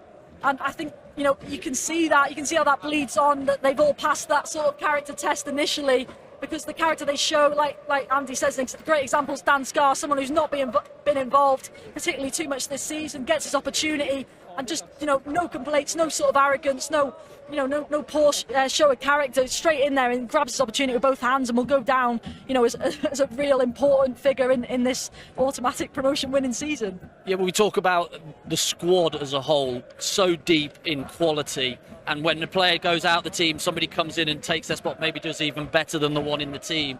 That's so important. But when you're not in the team, the professionalism you need to show, and I think that's the culture that Phil Parkinson has here, is that he's been so good that the tempo of training, all those types of things, you don't get sulkers, which is so important. And what happens is that you can't say anything when you're winning games of football, do you know what I mean, as a manager? So you have to take, you know, you have to wait for your opportunity here. Everybody has, but when you've got the chance, you've got to try and take it, and that's what's been created here over 3 years. Stephen Fletcher got another year in him, Andy? I'll wheel him out, yeah, I would.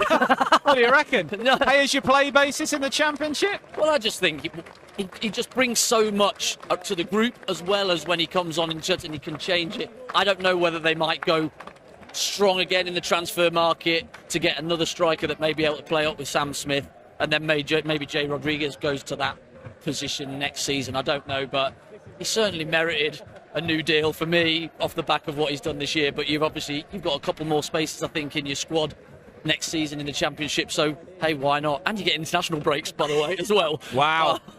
Not things we're used to. Not things we're used to. Lots of decisions ahead, I'm sure, for Phil Parkinson. No doubt the squad will need to be strengthened in certain areas to cope with the challenge of the Championship. There are going to be 3 teams that Wrexham face next season who are currently playing in the Premier League this season in Ipswich Town, Leicester City and Southampton, let alone the likes of Norwich City and Watford, West Brom, probably Middlesbrough. The Championship's actually got still lots and lots of permutations in terms of playoff places and at the bottom of the table. There won't, though, be a Welsh match-up with Cardiff City because they were relegated today, so they will be swapping places with Wrexham next season. But still, some mouth-watering trips to some huge stadia, while, of course, we redevelop the Kop here at the Stoke Kairas, and this becomes once more an intimate 10,000-seater cauldron for the Wrexham fans to make as difficult as possible for some of the huge clubs who will be coming from the weekend of the 9th of August onwards. That's when it all gets underway.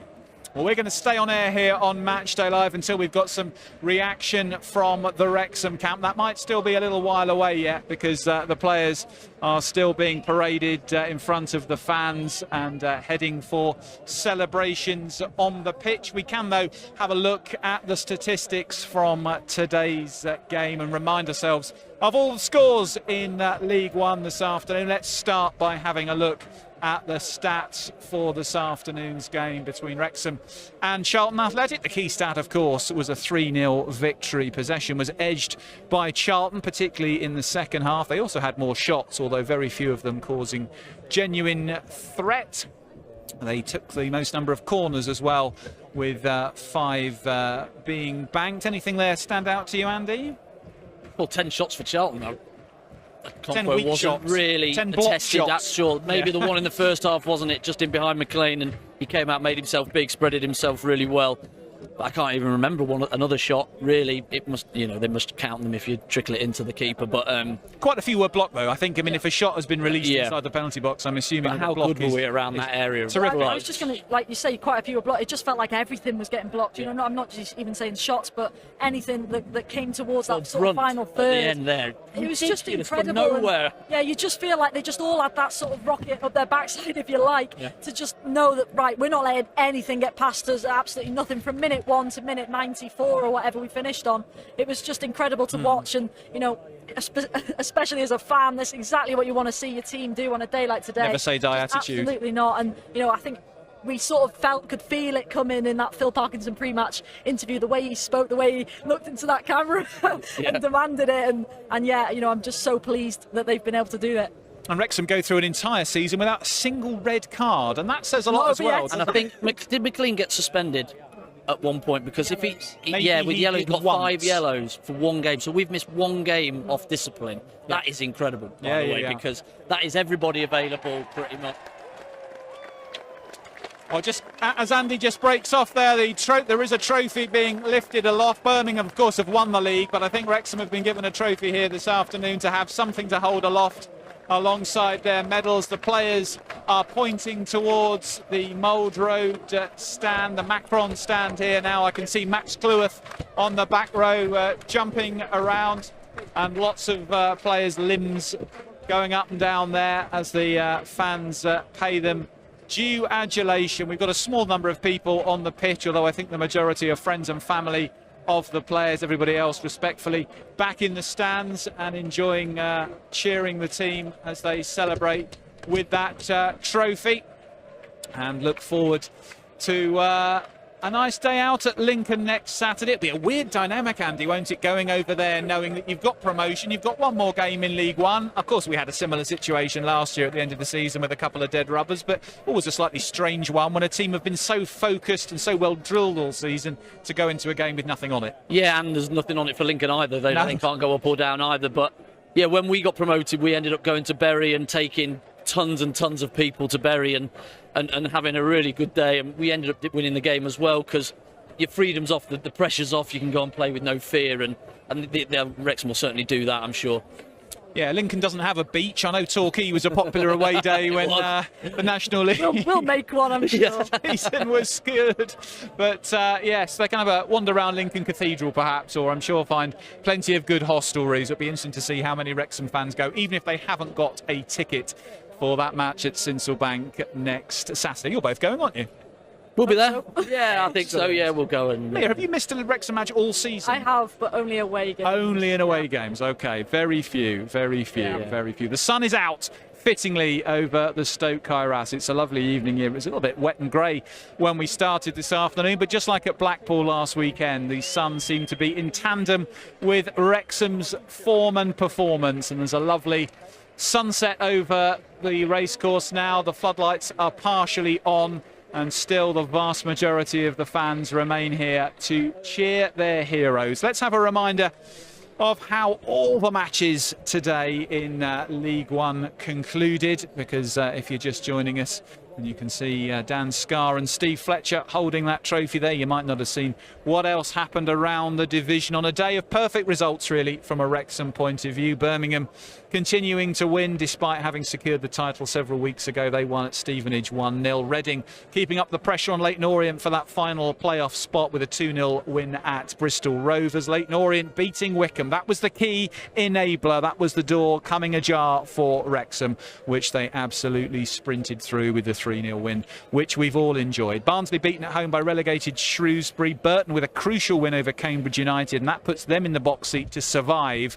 And if they do it next Saturday, they've got to go to Charlton, but Charlton maybe will ease off a little bit, knowing they now can't get automatic promotion. They're going to be in the playoffs whatever happens. Perhaps that does give Gary Bowyer's team even more of a chance of securing their status, and if they survive, that will be one of the stories of the season, because they looked absolutely sunk a couple of months ago. Crawley Town beating Northampton by 3-0 in their defiant attempt to try and keep alive. Exeter City beating Huddersfield, who've had a shocking second half of the season, really. Many of us, I think, thought Huddersfield might provide a very stiff challenge to Wrexham in the second half of the season. It's just not happened over there for Jake Edwards, their CEO, former Wrexham man, of course, but I'm sure they'll come back strong next season. Peterborough square with Bolton. Stockport coming back to beat Lincoln. Stockport will be well and truly in the playoffs, but their chances of automatic promotion singed by Wrexham's win here, and Wigan and Blackpool all square at 1 each. It's been quite the season, hasn't it, in League One? I think at the start, most people thought Birmingham City are going to be the team to beat. That's been proven. Yep. But just seeing some of the other sides as well who've slipped away that we thought would challenge, the Huddersfields, the Boltons, Andy. It's been a season of surprises, and we could yet see a third promotion place go to a team that many people might have thought that's going to be beyond them at the start of the season, somebody like a Leyton Orient. Well, I'm just looking at Rotherham down at the bottom there, play tomorrow, play Stevenage, but everybody thought that they'd made 7 signings really early on in the summer, and they were really going strong, and they've just not really ever got going, you know. And the Bolton, so then Wigan, another one that are a big club, and they just haven't really done it. But those other teams that, like I spoke to about them before, they've really come good at the business end of the season, if you like, and they're all going in fairly good form, aren't they? It's only Wycombe really. Okay, they've lost the last 2, but they're the only one really with a dip in form. I think Stockport are really strong. You know, I think they're going in. That win today would have given huge confidence. You know, coming back from 2-0 down. So my money's going on them. Yeah, I don't believe it. No, I think Dave Challoner is a proven promotion winner, isn't he? Just like Phil Parkinson, Mia. But the point about Huddersfield and Bolton, you know, big clubs with 20,000 plus regular home attendances. With money, Huddersfield investing in bringing Dion Charles from Bolton in the middle of the season, and Bolton having had a year last year where they came close but didn't get up through the playoffs. It shows you how hard this league is to do well, and even if you're a big club with a big fan base and big resources, and again it just brings into ever sharper focus what an achievement this is for Wrexham, coming into this league for the first time with a squad that's still the nucleus of the National League team to a large extent. O'Connell, O'Connor, Barnett, Mullin, Palmer, Cleworth, plenty of others, plenty of whom have played a lot of football in this league this season. Yeah, and again, it just shows the quality and that belief. I think that people talk about the momentum of back-to-back promotions and what that can do, and obviously when we were in League Two last year, what it meant, the feeling that we were winners and we'd won so many games in that season the year before in the National League. And it's just sort of bled through, and the ones who've joined, since then have felt that straight away. That they've said that as soon as they've walked through the door, you've sort of felt like you're going into a team of winners and believers that just feel like the rise is just going to continue and continue. But yeah, first of all, League One, what a great league. I mean, I'm not going to miss it, but what a really good league full of a few, like you say, massive clubs that like you say, you were looking at it, I think, at the start of the season going, this is going to be some test of our sort of squad and obviously the club size, and see how good it would be for away days, and how many fans we'd take travelling, and we've just sort of ticked all them boxes and gone, yeah, we can do that, and to such a high ability as well. So it's been so successful, and now obviously all eyes are on the Championship, and me and my dad were looking at that league the other day, just going through the teams going, wow, what a big club, and it just didn't seem to end. It just felt like every single team you looked at, you were going, can't wait for that one. We weren't saying that then, we weren't speaking to that into before it happened, but that's what it feels like now. You're just so excited for what's to come. Sunderland, of course, might yet get promoted and head up, Andy, into the Premier League, but if they don't, Rob McElhenney will potentially have the chance to take his Wrexham side and watch them play against the team on whose documentary the fire was lit for the interest in buying Wrexham, from what that showed behind the scenes, and what it meant to the people of Sunderland, and what it took to drive a club forward. It's a funny old game, isn't it? It is, isn't it? Yeah, but I'm a Leicester fan, from growing up, so I'm looking forward to that one already. I played for Coventry, I'm looking forward to that one already. All the players coming across now. I think we might be seeing George Dobson join us shortly. Keep talking, Andy. Yeah, so I'm already looking at the teams. You're looking at Ipswich, who are really good and managed to get out of the league. And then with Birmingham, our little history with Birmingham from this season. We're going to get to go there again. This is going to be a fantastic season. But Parky did it in the summer. He drew a plan together of how we were going to get out of this league. He knew it was going to be a grind at times, and it has been, hasn't it? And it's not been pretty at times, but it's been good. At the same time, the lads have worked their socks off, and this is what you get when you have a whole squad doing that, is a promotion, and fair play to a lot of them. I hope they enjoy tonight and the rest of the week, because that's how it ends up normally.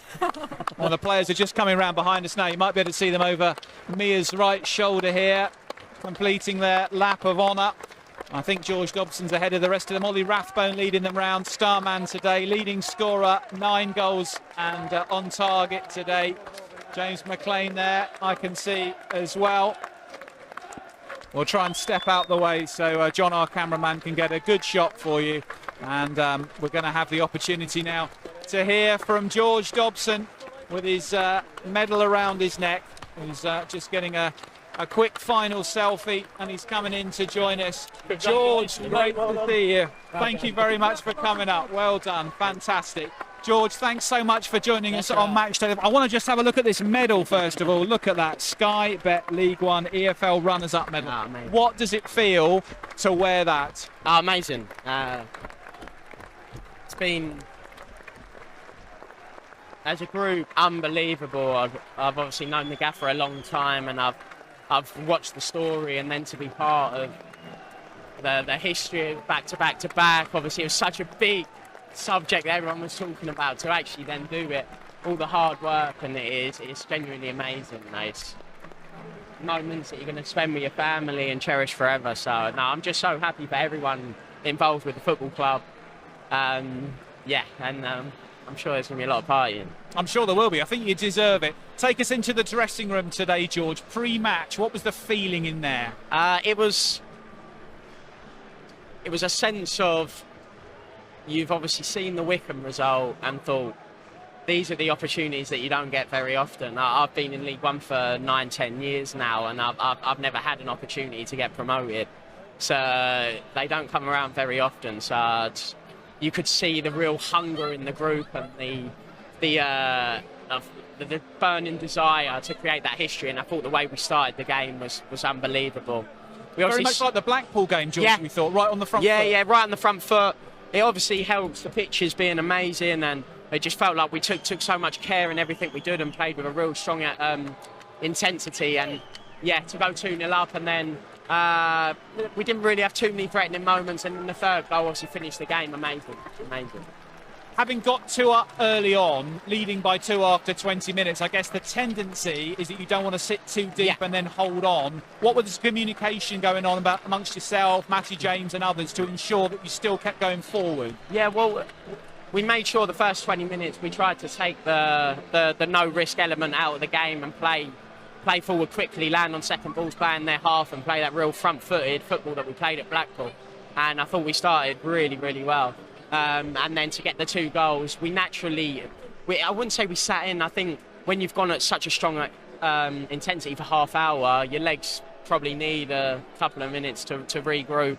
And then we got in at half time, and I thought we was really professional in the second half and limited to a really good team to not a lot. When we first spoke just after you joined, George, I know there was the near move for you to Hungary, and then you got in touch with Phil. You played with him at Sunderland before.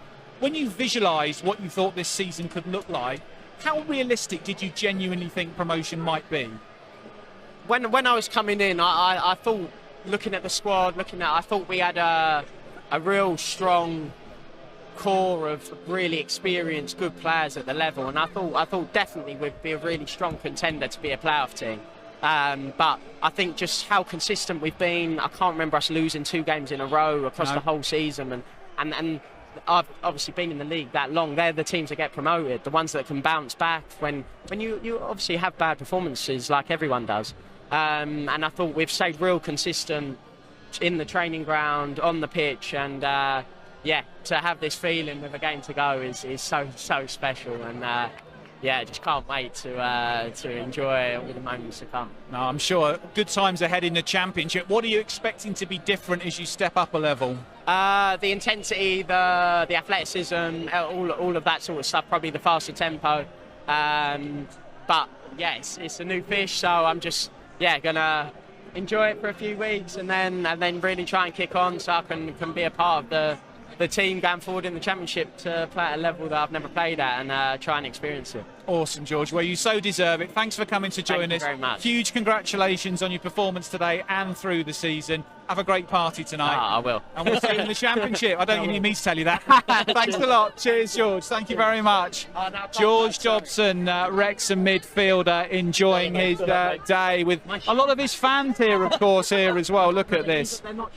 Look at George, very generously. What's he going to donate here? We've got some lies George Dobson donation potentially here. It might be a shin pad or a sock tie or something, but George hasn't got much he can give you, I don't think, unfortunately. He's got to play next week. He needs them for next season. Great to see George Dobson. He's had a great season for the club in central midfield, and he's had to play different positions, of course, particularly since Matty James came in and took that midfield anchoring role. But great as ever to catch up with George, and lovely for him here. He said he spent 9 or 10 seasons in League One, to now have the chance to step up and test himself in the Championship, probably at the point of, always hard to say, isn't it, with a professional footballer, when is your zenith in terms of age, because, you know, it's when your athleticism's at your highest, but you've also started to understand the game and how to manage yourself through a match. But probably he's at the point now where a central midfielder is at his ultimate point and ready for the Championship. Yeah, I think so, and I think you can sort of see that in how he plays. And obviously I thought it was a really good interview, how he spoke and, you know, what it means to him. Obviously, like we touched on, you know, in the summer, a bit of uncertainty of what he was sort of doing, and it's how it's fallen. It just feels pretty perfect, and, you know, so delighted for him, because every time he has come over, he's been, you know, absolutely brilliant, and obviously on pitch he's done everything pretty much right. So no, I think it's a fascinating one to look at his sort of story, if you like. But no, I think he'll be so excited for Championship football, and he should be relishing this, because we've spoken so many times about players in this squad who've had numerous, you know, promotions and achievements like similar, and what that experience has meant. But I saw in an interview Owen O'Connell did, I think, a few weeks back, about how actually the players who haven't experienced it before, what they were bringing to the squad, in terms of they were desperate to get a taste of it and understand what it was like, what that feeling was like, and, you know, sort of have that on their CV, if you like. And I think, you know, that's something he's obviously brought in, going, well, you know, I want a bit of this. And, you know, if sort of standards, that desire drops for a second, you've got them players going, well, hold on, no, I need this as well, and, you know, I want it. And it's just brilliant and delightful. Andy, when you look at clubs that have made consistent rises up through the division, let's look at Brighton, for example. You've got a player like Lewis Dunk, who played against you that famous night here in that cup tie we touched on a few weeks ago. He's still playing for Brighton in the Premier League. Brentford have had players, Bournemouth have had players who've moved up through the divisions. And of course you have to strengthen and bring in proven pedigree relative to the level. But there will be some players who will be able, I would expect, to still command a place in the side at championship level. What we've seen from George Dobson this season is he's often played his best football against the better sides. Because I thought one of his best games was against Birmingham here, where he's probably my man of the match.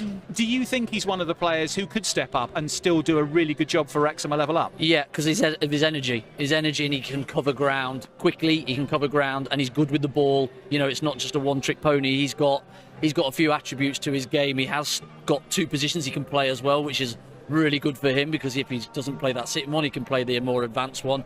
They'll talk that the three of them couldn't play together. They're too similar, but they've really come, haven't they? The last two games, and those two, really important performances. And Dobson's been right at the heart of both of them, and I think he's a really good player, and he's played a lot of games this season. Like we said at the start, he was the one that came into the team out of everybody, and he's really cemented his place pretty much in the team, and fair play to him. He comes across great, doesn't he? And like you said, Mia, to get a promotion in 10 years, he's not had one before.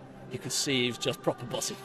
And if you look at the midfield three, Mia, that have become very much Wrexham's chosen triplicate as the season's gone on, Dobson for the energy, Rathbone also for energy but also goal threat with 9, and Matty James, I think, for the control in the middle of the park and the metronomic distribution. And we saw today Matty James' quality on the ball. All right, it was a relatively straightforward square pass for the first, but the chip ball over the top for the second. For the second one, then. No.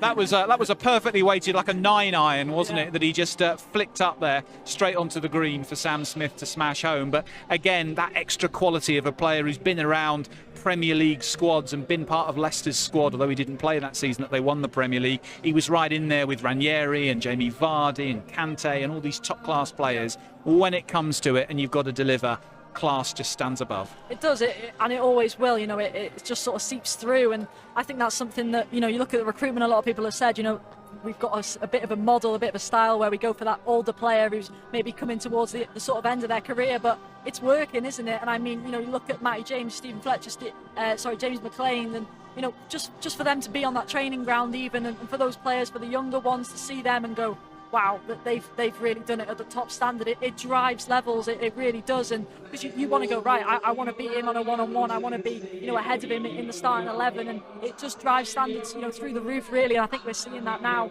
really pay dividends, really. He also is able, Matty James, to always the ball lands to him. He has a very good knack of just being able to be in the right place at the right time. He's always available. That's experience, isn't it? Absolutely, you just learn that as a player to anticipate where it might go, and you just play a percentage game. I think it's roughly going to go here, going to play the percentages that it might, and he invariably ends up in the right place at the right time. But then his quality is just brilliant, and his composure when things are going a little bit frenetic around him, to make that pass when we need to just make a nice simple pass is really key to how we've played in the last couple. But not just that, pretty much since November, he's brought that. We were a little bit more direct before he came in, and he's given us that opportunity to play through the thirds a little bit more, which we've been able to do against some teams and not others. But he's still been key in all of it for me, and I think he's been a brilliant addition to the team. Yeah, I think that's one of the biggest things we see with these sort of experienced players coming in. I think Matty James, Jay Rodriguez, James McLean, Stephen Fletcher's probably the biggest one. Sometimes